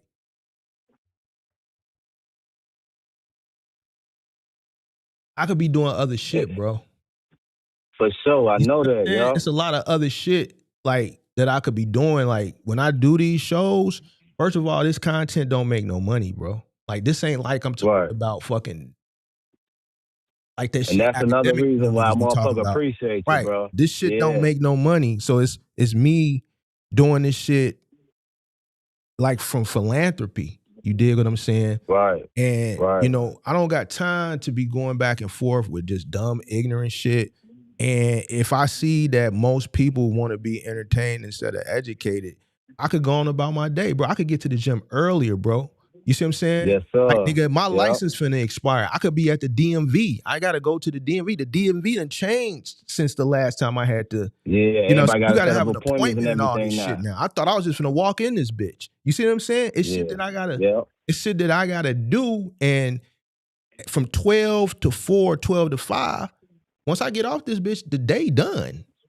You see what I'm For saying? sure. So if a motherfucker, if I see like shit ain't, if I see this shit ain't, if a certain, I'm not expecting the large majority.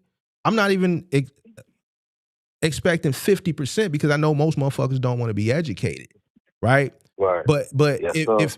if I can give myself, I'll still do it, but just reduce the time so that, man, let me just go, bro. I'm retired, bro. Yeah, You, yeah, that's bro, what I'm I trying don't. to get. And I see it. Yeah. You see what I'm saying? Like, I could be doing other shit, bro. I could go, instead of going seeing my OG one day a week, I can go see her 2 days a week. You know, you For see what I'm sure. saying? Shit like that, bro. Like, I'm gonna spend my But time more wisely. You dig what I'm saying? So 5 days a week, I appreciate you, bro, but it ain't in the cards. At least right now, especially with the weather breaking, bro. And nigga, right. I'm finna Yeah, be yeah, you trying to get outside. back outside. I'm already knowing. Yeah, bro. I ain't finna be sitting in this motherfucker talking to a bunch of motherfuckers who wanna talk about poor shit, bro. Like, that shit Yeah. But I depressing, mean, bro. I'm tuned in. I'm tuned in. Like I'm like, bro, I ain't been this tuned in. Like, cause bro, like we from the crib, bro. So it's like, motherfucker like me, man. Like, I've been working last 12 years straight. I got two kids. You feel me? Two baby mamas. So you already know what come with two baby mamas. My youngest boy, you feel me? He autistic, so it's like it come with a lot of shit. And the motherfucker, working this job where people play with your overtime and you, man, like, bro, my sanity be, you feel me? I be ready to blow the roof off this, you feel me? But I ain't trying to go there. But like I got bigger aspirations and shit like that. And I feel like listening to you, like I like okay, this one thing I wanted to talk to you about too, like I guess I caught on late, right? So like I've been listening to you for like three to 4 weeks straight every day. Like I'm listening to old videos, all type of shit. But like what I fucked up at is I jumped into the cargo shit out of emotion, like you be saying. You feel me? Because I was at a point where I'm like, man, fuck this job. I'm ready to quit this bitch. Fuck all that shit. I'm finna, you feel me?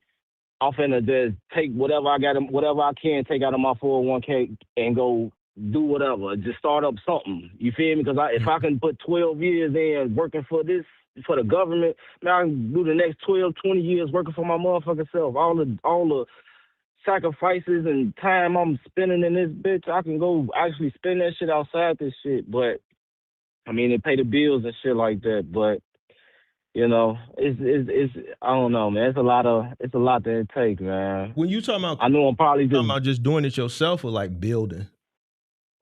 I'm talking about like I want to get to a point where I can build, but I ain't got the relationships. I mean, I got family and shit like that, but you can't really put family in your business and shit like that. I'm a what's the word?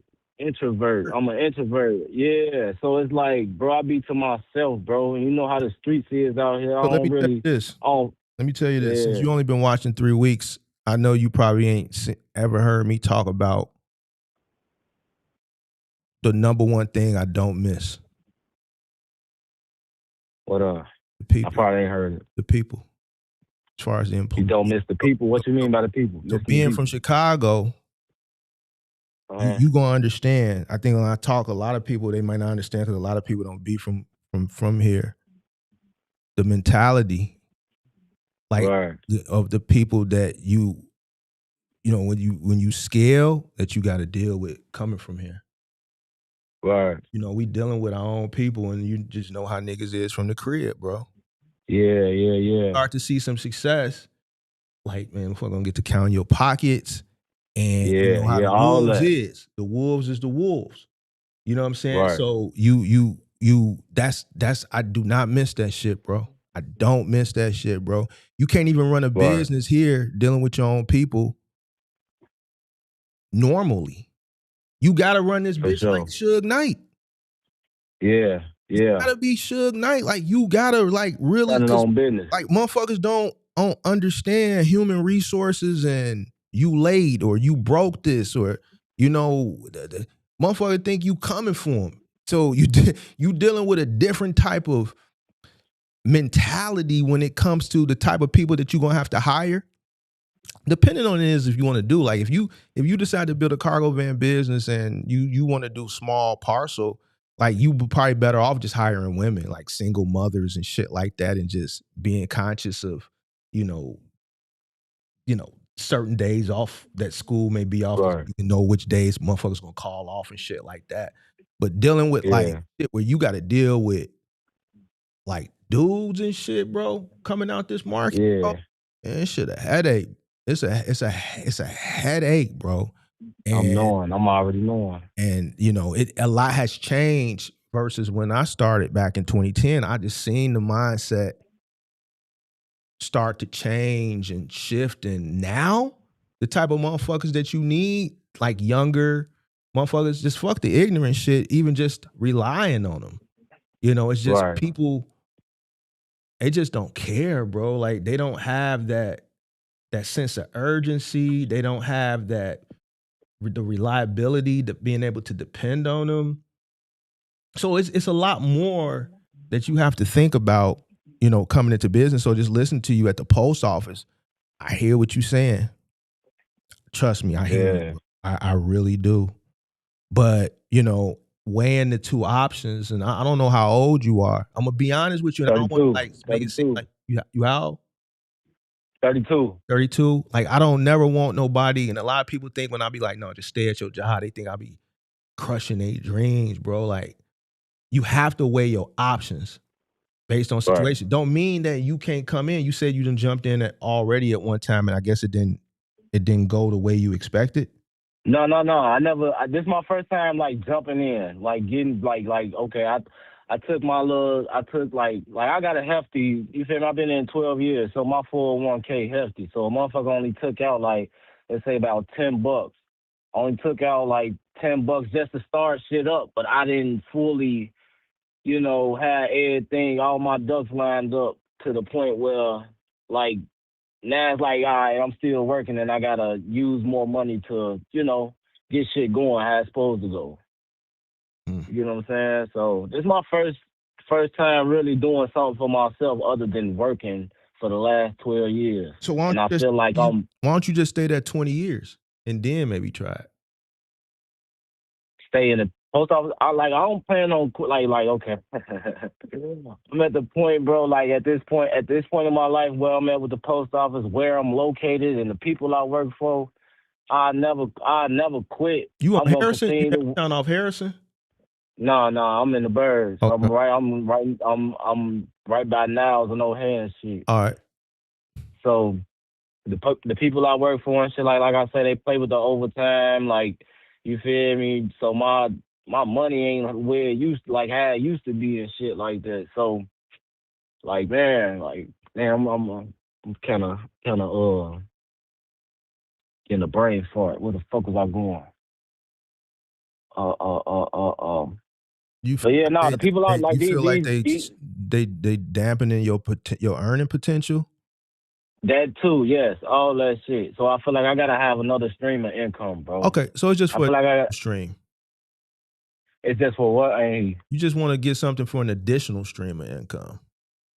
pretty much. But if I can scale shit up and get like another cargo van, another box truck, I'm thinking like because I listen to you, so I'm trying to maintain the business aspect. Like this ain't just the end all be all. Like me just being in the post office ain't the end all be all. Me just having one cargo van ain't no end all be all. Motherfucker, I'm just trying to, you feel me? I'm trying to establish a better future instead of living check to check from the post office.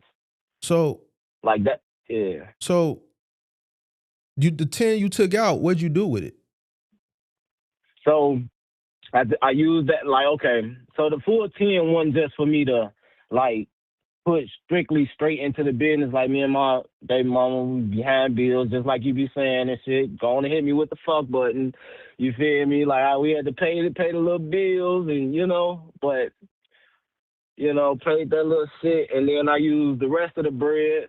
I'm still sitting on some bread, so and then I obviously work, so I had to pay for my FMCSA shit and MC number because I was planning on like going over the road, like either hire my little brother and he can go over the road while I continue to work, and we just scale the business up like that. You get what I'm saying? Mm-hmm. So, yeah, I mean, I'm just trying to maintain that business lecture that you be giving. I'm trying to, stay focused. And I look at me working at the post office like, okay, now I'm the business all the way around, whether I'm working at the post office or if I use my PTO to go out here and do a couple loads. You feel me? Just to, build this shit up. So the 10 gone.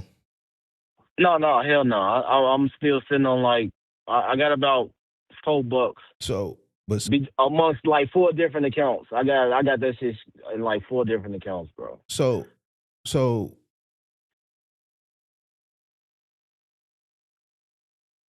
you gonna need a cargo van. Already got it. I got the cargo van already. That's why, and I'm financing it though. What kind and I had of van to did you get? a Ram Pro Master 3500. 3500. What year? 19. Extended length, high roof, or no? Extended high roof. What'd you pay for it? Well, it's we finance it. I put a G down, and the monthly payment like $560 or some shit like that. And I ain't got and that's the thing why I can't get on like the load boards and shit like that because I ain't got the commercial insurance yet. So I'm saying like how much did you buy it for? What was the total? What was the total price was price? See, I don't even remember. It had to been like 16 plus the interest. So I'm really gonna end up paying like 16 somewhere between. It was like I think 15. I'm not sure. Don't quote me. Miles on it then. It's got right now 57. I bought it at like 56 or 55. Well, you got a 2019 3500 for $16,000. Don't quote me because I don't know. I don't remember. Like I say, my OG co-signed with me and she got decent credit. So I mean, that's why I know I fucked up at. That's why I know I wasn't ready I'm not yet. saying I don't believe you, but some ain't had enough. The 15, like don't like I say, don't quote me with that. I don't know how much exactly the van was for sure, but like I said, we financing that motherfucker. I don't know. I probably have to call back in and get them actual numbers so you feel me, know what I'm saying. Who you said your OG co-signed for it? Who did you buy the van under? Your name? I bought it under my OG name. I know you're gonna hit me with the fuck too. Yeah. Cause if I go out and hit a motherfucker, they coming straight from my OG. I get all, like I say, I've been listening to you. So you done said that shit enough. Well, I feel like if I would have heard you like 2 months ago, all that shit that I did, I wouldn't even did that shit. That's why I say don't let motherfuckers say, oh yeah, this is what to pay at. You feel? Because a motherfucker needs that type of information. I'm like I say, I did the shit out of emotion. I'm trying to jump out here and be like, man, fuck that job, and I'm trying to do something for myself. I did that shit out of emotion. I ain't even gonna count. Yeah, bro, you gonna have to. Now, what if like okay with this, right? I'm thinking like, okay, if I bring my OG on to my business and add her as a for ownership and shit like that, are we able to transfer the truck into the business name? Nah, because see, you financing it. Because we financing it? See, the thing, in order to because you don't have the ownership, you ain't got the title. So you can't sell it off or transfer it because you don't own it. Okay. You see what I'm saying? It'd be different if you would have bought it, let's say cash. Then she can sell that vehicle to the business. You just write up a bill of sale. You could sell it. for $1. Right. You know what I'm saying? Just write a bill of sale, go down to DMV and transfer the title. But Right. because you don't own it, you can't. This is not. You can't. This is not that. You just can't. You don't own it. They finance it. The reason why her credit is good, that's why they sold it, and she got the financing for it. If your credit was good, you probably would have did it in your name. If you would have known better, you would have bought it under the business's name, and then you could have co-signed for it, or you could have had her co. I wouldn't even be upset if you got it under the business and she co-signed for the business, because still the business is under the business's name. It's registered under the business's name, so I wouldn't be that upset. You dig what I'm saying? But the van is under her name. So, so if anything were to happen, it's registered to your mom, and so. Yeah. So I don't know why'd you want to go over the road? What led you to that? I mean, I see his money in it. Couple like back in 2020, when motherfuckers got all that PPP money and all that. I was thinking about it then, like I was in the post office then, but I'm like, man, I'm in the post office. I ain't really, you feel me? But now it's like, I just need something. I need another stream of income, bro. I got 2 kids. My baby mama got 2 of her own. So we got a household of 4 of them motherfuckers. So, shit. So this is what I would do, man. Bro. This is what I would do.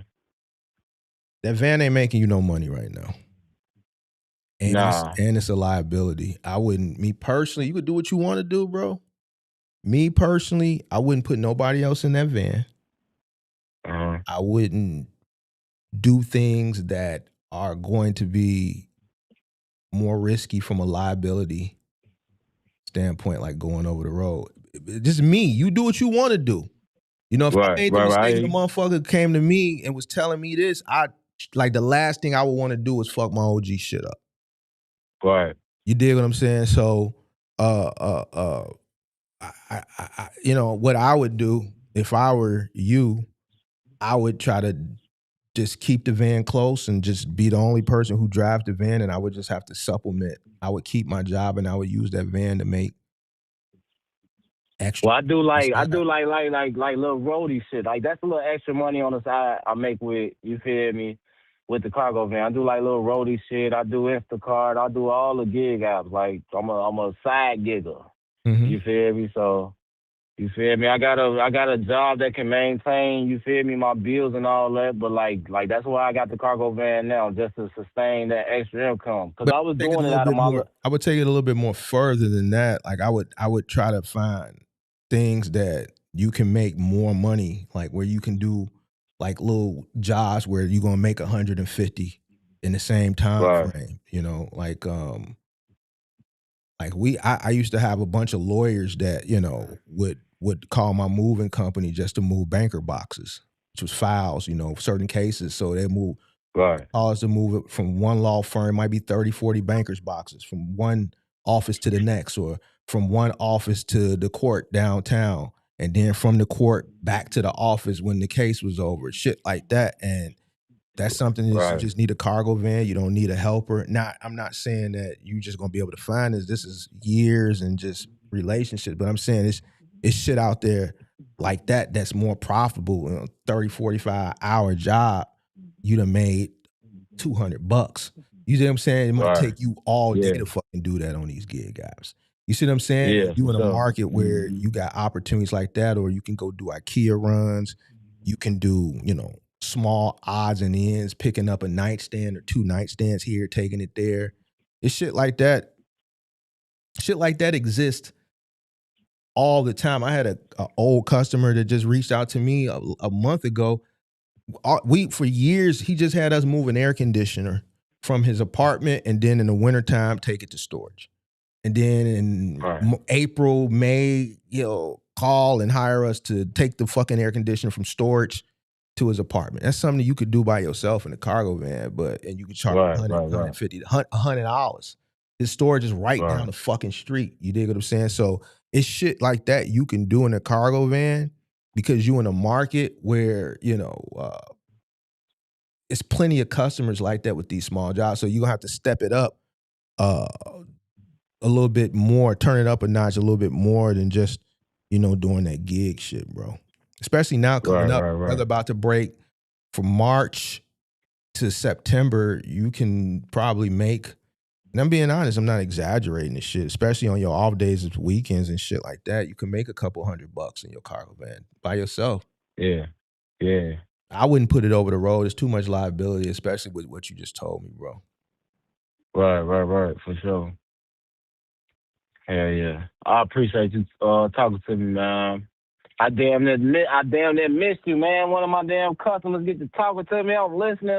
He like, man, I'm gonna take it. Man, let me hop on this bitch real quick. He's still alive. Yeah. Come on. Yeah, so just think about what I said, bro. Your mom, Oh yeah, for sure.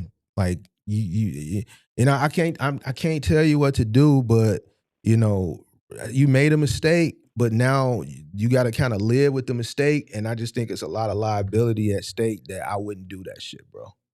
I would keep the truck close to home. I wouldn't let nobody drive it. I would just try to pay it off as soon as possible. So yeah, that's the goal. That's the goal for sure. Yeah, and then put it in my name. Yeah. And then no, I wouldn't even put it in your name. I would transfer. I mean the business name. My bad, brother. Yeah. Because here's the thing, you're gonna get commercial insurance and the van is under your mom. It's not even under the business. Right. It's just too much. Yeah, you wouldn't be able to. You wouldn't be. God forbid if something happened, bro. That shit would fuck you up, bro. Like yeah, I'm already knowing. The subscriber right now that's dealing with that, but the shit was in the business name. You see what I'm saying? Right. But still, lawsuits is lawsuits. If you indemnify, that's one thing. But if the shit is in your name, then anything you own is liable. Right. So yeah. But that's pretty much what I'm doing, man. I just really I'll do a couple gig apps here, like I'll make a look $100, even if that shit take a little while. Like my off day and shit, or if I call off a day, I'm still getting paid for it. My off day, I'll go make $150, and I'm just I keep that bitch to myself, bro. I park that bitch, come home, go to sleep, go to work, do a couple rides. If I can't do no rides, I go home. I'm just trying to, I'm trying to do better for myself, bro, than just work this shit for another 12 years and don't got a whole lot to show for this shit. Well, you got a 401k, bro. I mean, yeah, that shit, that's cool. Man, that's cool, man, but I ain't living, bro. Let me tell you something. Motherfucker not living. Bro, let me tell you something. Yeah, you got a family of 6 in 2026, bro. So let me tell you something. As long as you got a roof over your head, some kids is fed, you got clothes on your back, you doing good. Don't let social media and all this other shit you see out here. Oh, that's one thing I don't do. Right. That's one thing I don't do. So you are living. You may not. Here's the thing. What you gotta understand. We didn't really know what living was prior to social media. We thought just parents going to work every day, us going to school, and then us walking to the park to play basketball. Yeah. Was life. It's living for sure. But now with social media, you see your peers doing things and shit like that. So people want to do shit that they see other people doing. But a lot of this shit that you see on the internet is scripted for advertising. Yeah, for like a lot of this shit you see your peers doing, don't be like because they just made it and they're 32 and they just living in a penthouse and they made it from streaming or they made it from drop shipping. It could be a brand perpetuating that lifestyle to get you to buy into some strategically placed marketing that they not even promoting. And the reason why I can say this is because my channel has reached a certain type of, like I turn away a lot of deals, bro. Like these companies, they'll do strategic marketing. Or you have individuals that'll go out and they'll take their little money they got and they'll go rent an Airbnb and they'll go rent a Lamborghini and they'll sell you on the idea of the cargo van business or the box Right. truck business. So I think if you got a roof over your head, I think you are living, bro. Not everybody. What's living to you? What's living to me?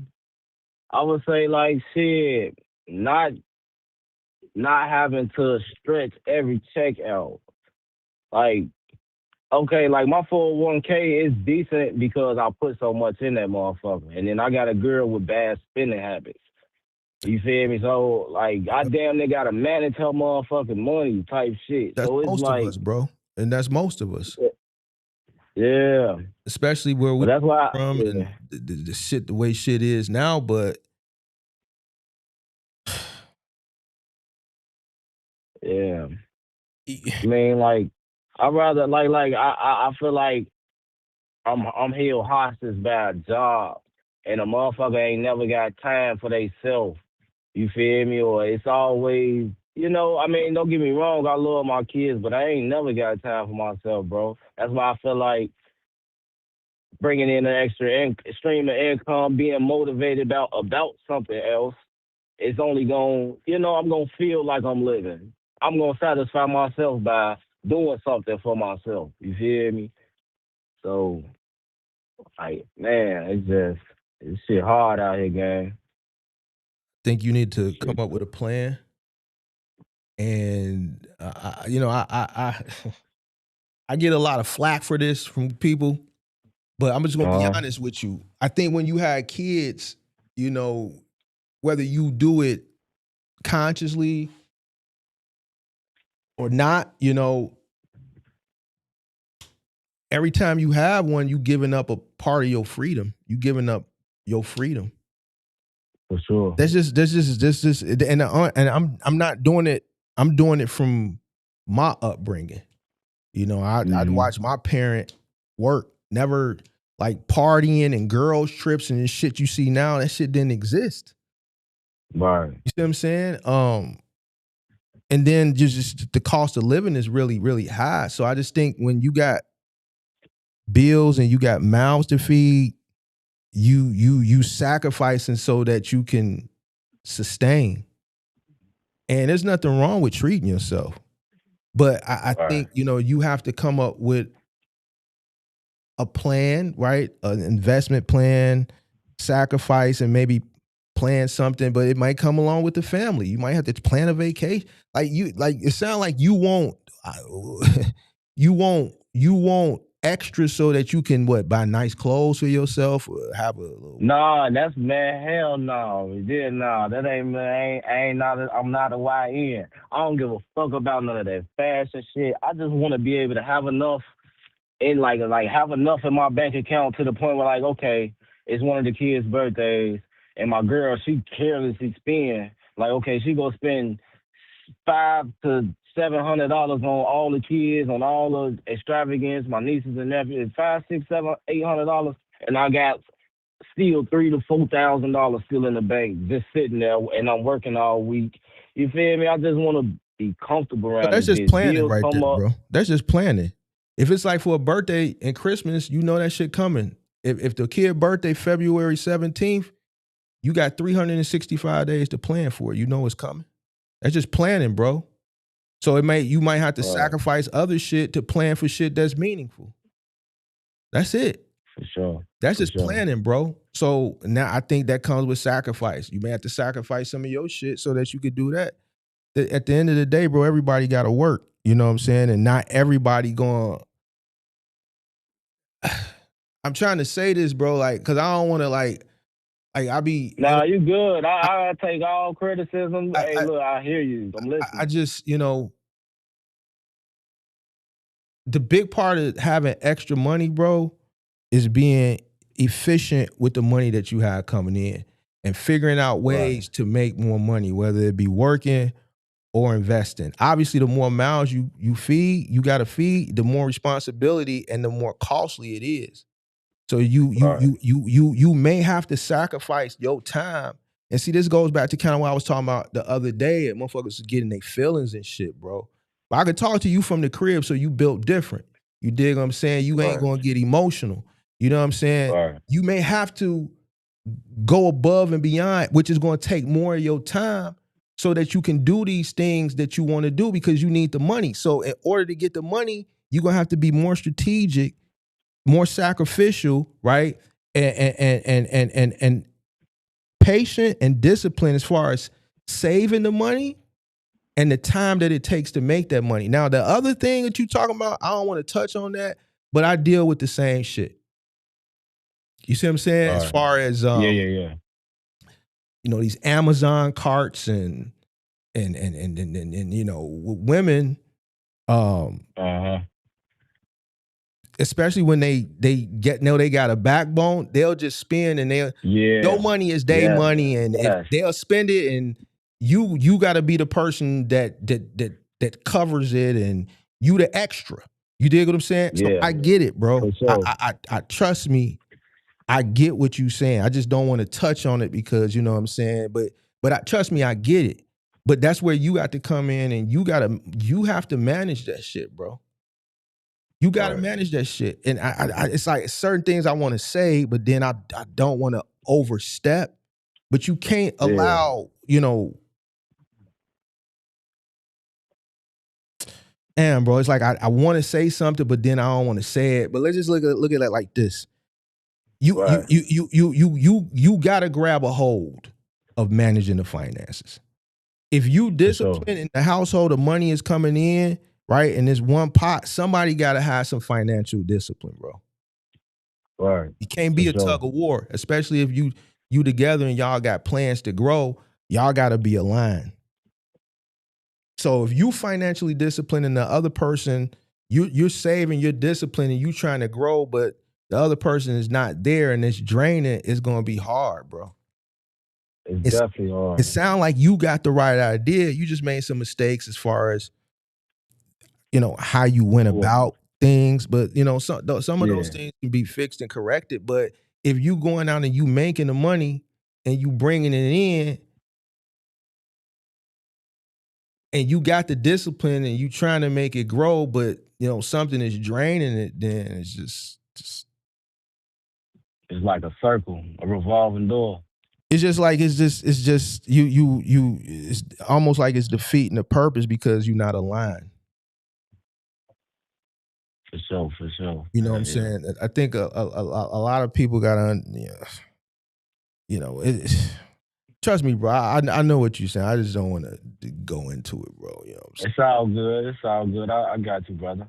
For sure. Yeah. So I think, you know, I think with your situation, and I don't like I don't want to be like it's not even a negative Nancy. It's just, you know, we gotta deal in reality. Right.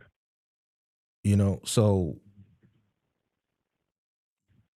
do you see yourself? Can you give yourself a good, let's say, 3 years of really just putting yourself on the back burner, working really hard, the van and at the post office, and just investing For sure. wisely? For damn sure. Hell yeah. Especially coming from here. Yes. I ain't got no big circle. I ain't got no friends like that. You know how, man. Ain't no sandbox friends like that no more. Ain't none of that shit going on. It's just me, bro. I work and I take care of my family. I go see my OG. She damn near hour away from you feel me? Mm-hmm. Ain't none of my people's in the hood like that no more. Like, I'm 32. You feel me? All my people's either dead or they doing something with their motherfucking lives. Right. Same situation. Shit like that, so. You know, a lot of my homies is gone, or the ones that still alive. My two best friends, one moved away. He got the fuck up out of Chicago. You know, the other one moved way out to the burbs. That motherfucker hate coming to the city. You see what I'm saying? Yeah. So I trust me, I get it. Give yourself a year, big dog. Give yourself a year. Run the van. Just really focus on the van and making the extra money. Try to save as much of it as possible outside the expenses. Come up with a financial plan as far as your household, as far as managing the money. Like sit down and really manage the bills and come up with a plan as far as the household expenses and how much money the household can save. Find out when you sit down where the wasteful spending is coming from and try to reduce the wasteful spending. But you got to have a plan, bro. And y'all both have to be aligned. You see what I'm saying? In order for it to work. So you need to sit down and have a plan. If you ain't got a plan, then this is why all this shit is going. Me personally, I would keep that job if I was you. Right. And the reason why is I'm telling you in the next few years, and you kind of already see it, like having a job is gonna be a luxury, bro. A lot of people don't see it. For sure. A lot of people are a lot of motherfuckers getting laid off, all type of shit. I think a lot of people are quitting. They following this shit, and they, like you said, you admitted to making an. Everybody want to be TikTok famous and shit. That motherfucker want to be their own boss and shit like that. But everybody ain't got what it take. Everybody can't be that, as you can see. Everybody that's trying, majority of the people are failing. And some people say, well, you know what? You'll never know if you don't try. But then I never hear nobody doing a risk assessment or a risk analysis. Because guess what? Some people that's trying shouldn't be trying in the first place. Right? Yeah. Because they didn't analyze their risk. You see what I'm saying? So, but nobody looks at it from a logical perspective. And when you look at things from a logical perspective like I do, you get met with a lot of adversity. And that's why I be like, man, fuck y'all then. Nigga, I go about my business straight. You did. But, I think more people need to look at it logically. I think just listening to you, and I really want to, people from the crib, I hold higher. That's why I'm spending time talking with you, even though I said I was going to get off, really analyzing your situation. Yeah. I think it's in your best interest to really keep your head down and stay at work, because with everything that's going on here, and I think if you give yourself a good year, come up with a plan. You don't have a plan as far as your home, your bills, and managing your books, have that conversation, and then find a way to make that van capitalize your earning potential that I know you can in this market, because I know this market better than any other market. I think some of the pressure that you feel on you will be relieved, but until you create a plan and you start to implement it, you're not going to get to a point where you want to get to. It's just not going to happen just because you bought the van. So you still going to have to sacrifice some time, but you got to create the plan. Look, this is where I want to be. I'm going to give myself a year. We're going to do this. We're going to say this.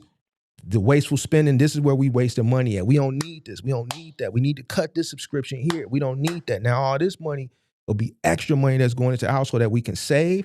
And matter of fact, we should probably not put it in the savings account. Once you continue to do your research, you might want to put it in a brokerage account, something that you get a better return on your investment. Then the money over here, as far as the cargo van, which is the extra money, you are covering the cost of the van, right? Which, based on what you told me now, me personally, because it's mama, and we don't want to,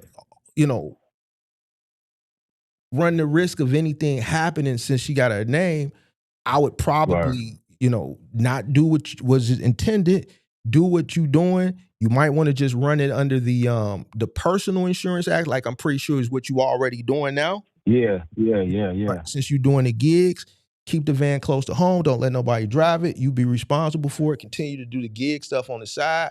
Try to elevate that more where you doing things directly with customers. So you might want to get on Thumbtack and kind of manage, get leads and kind of manage. Thumbtack, what's that? That's like another social media? No. Thumbtack is a lead generating service. You paying for leads for people that are looking for things. But since you got a cargo van, just, if you do get on it, do like local moving or some small like local moving or and just removal shit type shit. Just a few things, so that way you only getting leads where it's people that just got odds and ends, something that you could do by yourself, or even in your case, posting ads on Craigslist. And Craigslist ads now you got to pay for, I think, like $5 or something like that, and just creating an ad. Even if you got to use like a AI to generate the ad, to write it for you, where you just letting people know you got a cargo van and you looking to do small odds and end jobs, and even if you do, odds and end jobs there, maybe learn. I don't know if you know how to assemble things, right? You could do furniture assembly, like putting together baby cribs and shit like that. You'll have people that buy a crib or some shit from Costco, and they don't have a way to pick it up or drop it off, even though they offer that service. But some people want their shit right now. You dig? And then you can offer that service and pick it up and do an upcharge as far as assembly. But you got people got to know you exist, so you have to put yourself out there, and that way you're gonna get rid of all that gig app shit. You in a big ass market. It's 9.2 million people in the city and the suburbs, and it's always some small, odds and ends shit that need to be relocated and or assembled. So Right. and this is the season is coming up. So once you put that plan together and you see it in action because you discipline and you saving, then in a year you can probably, take the collar out. And if you want to treat yourself, you treat yourself. But the work don't stop there. You got to keep going, bro. You're 32, you got kids and shit like that. So it don't stop, big dog. For sure. I think you're gonna be better working at that job though and doing this on the side. Yeah, I mean that's I mean from right now. I mean that's why I was giving myself a year. I was definitely giving myself. I've been saying that to my girl. Like I'm gonna just try to I'm gonna work my job and continue to pay the truck off for a whole year and see how it go, man. Who got the benefit for the kids as far as the health care and shit like that? Is that you? Like who? Like is they, like yeah. I pay for my two sons. They on my healthcare plan. Right. So you got to keep that shit in mind too. Oh yeah. Like I say, I ain't quitting. Period. I ain't in no situation where I'm thinking. I mean, I did thought about quitting, but like I'm like, man, fuck it. I could just you feel me jump into this. Yeah, I got hella senior. I've been at 12 years. 12 years. 2014, fresh out of high school. It's the only shit I know right now. Post office. You from out west or out south? Out west. Yeah. Yeah, that's all I know. Yeah, I wouldn't. Yeah, just do like if you run a Planet, bro, even if you got to go to Chat GPT and just put in all your bills or and just say, yo, I need help managing this. I want to save this much money. Where's the wasteful spending coming from? So do that. And then just you got to come up with a plan, bro. Without a plan, you ain't working towards nothing. You just out here just willy-nilly in it, bro. And that's a big part of the problem. So for sure. I appreciate you talking to me, brother. I got my kids, my girl calling me. I gotta get back on the route. All right, bro. Yes, sir. All right. You keep doing you, brother. Be safe out here. You know it. All right, bet.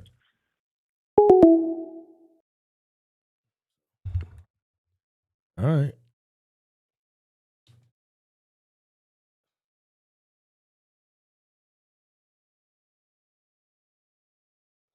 So.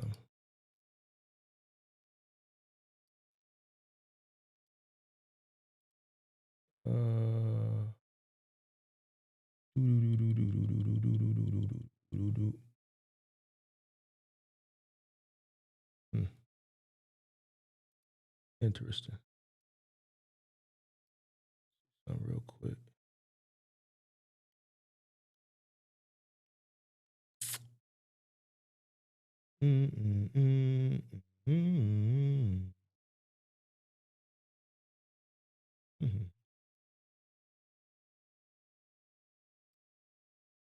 All right, that's it. That's it. Like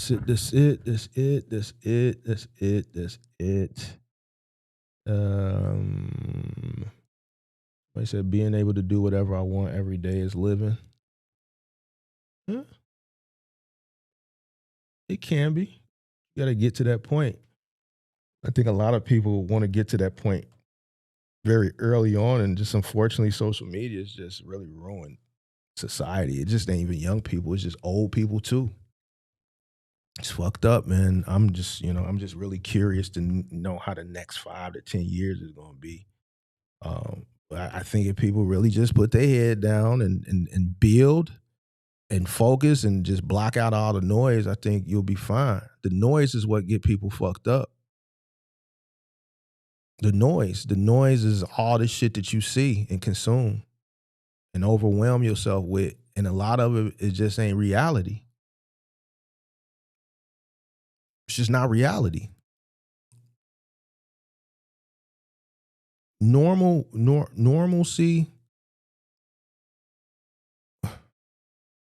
what was once normal and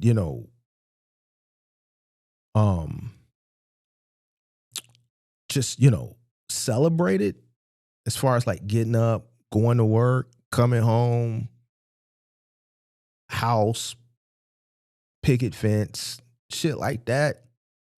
Motherfuckers look down on that shit now. And to me, it's just it's upsetting, but not really upsetting. It's just more sad because everybody wants to be way up there, but the reality is there's not many people way up there. Not everybody can be way up there. The young cats, man, you can't. Like I don't see like from young cats as far as like I don't see people catching Kai. I don't really see people catching Speed or Aiden. Them cats is gone already. Cats is gone. Like what people want to do to live, I think comes with sacrifice, discipline, and years of work and grind. I think you can do it now sooner than the generations past. I don't think you got to work 34 years to enjoy life or 35 years to enjoy life no more. If you focus and you do it, figure something out, come up with a plan, do it for 10 to 15 years. I think you can cut the time down in half. The thing is, a lot of people don't want to give themselves 10, 15 years.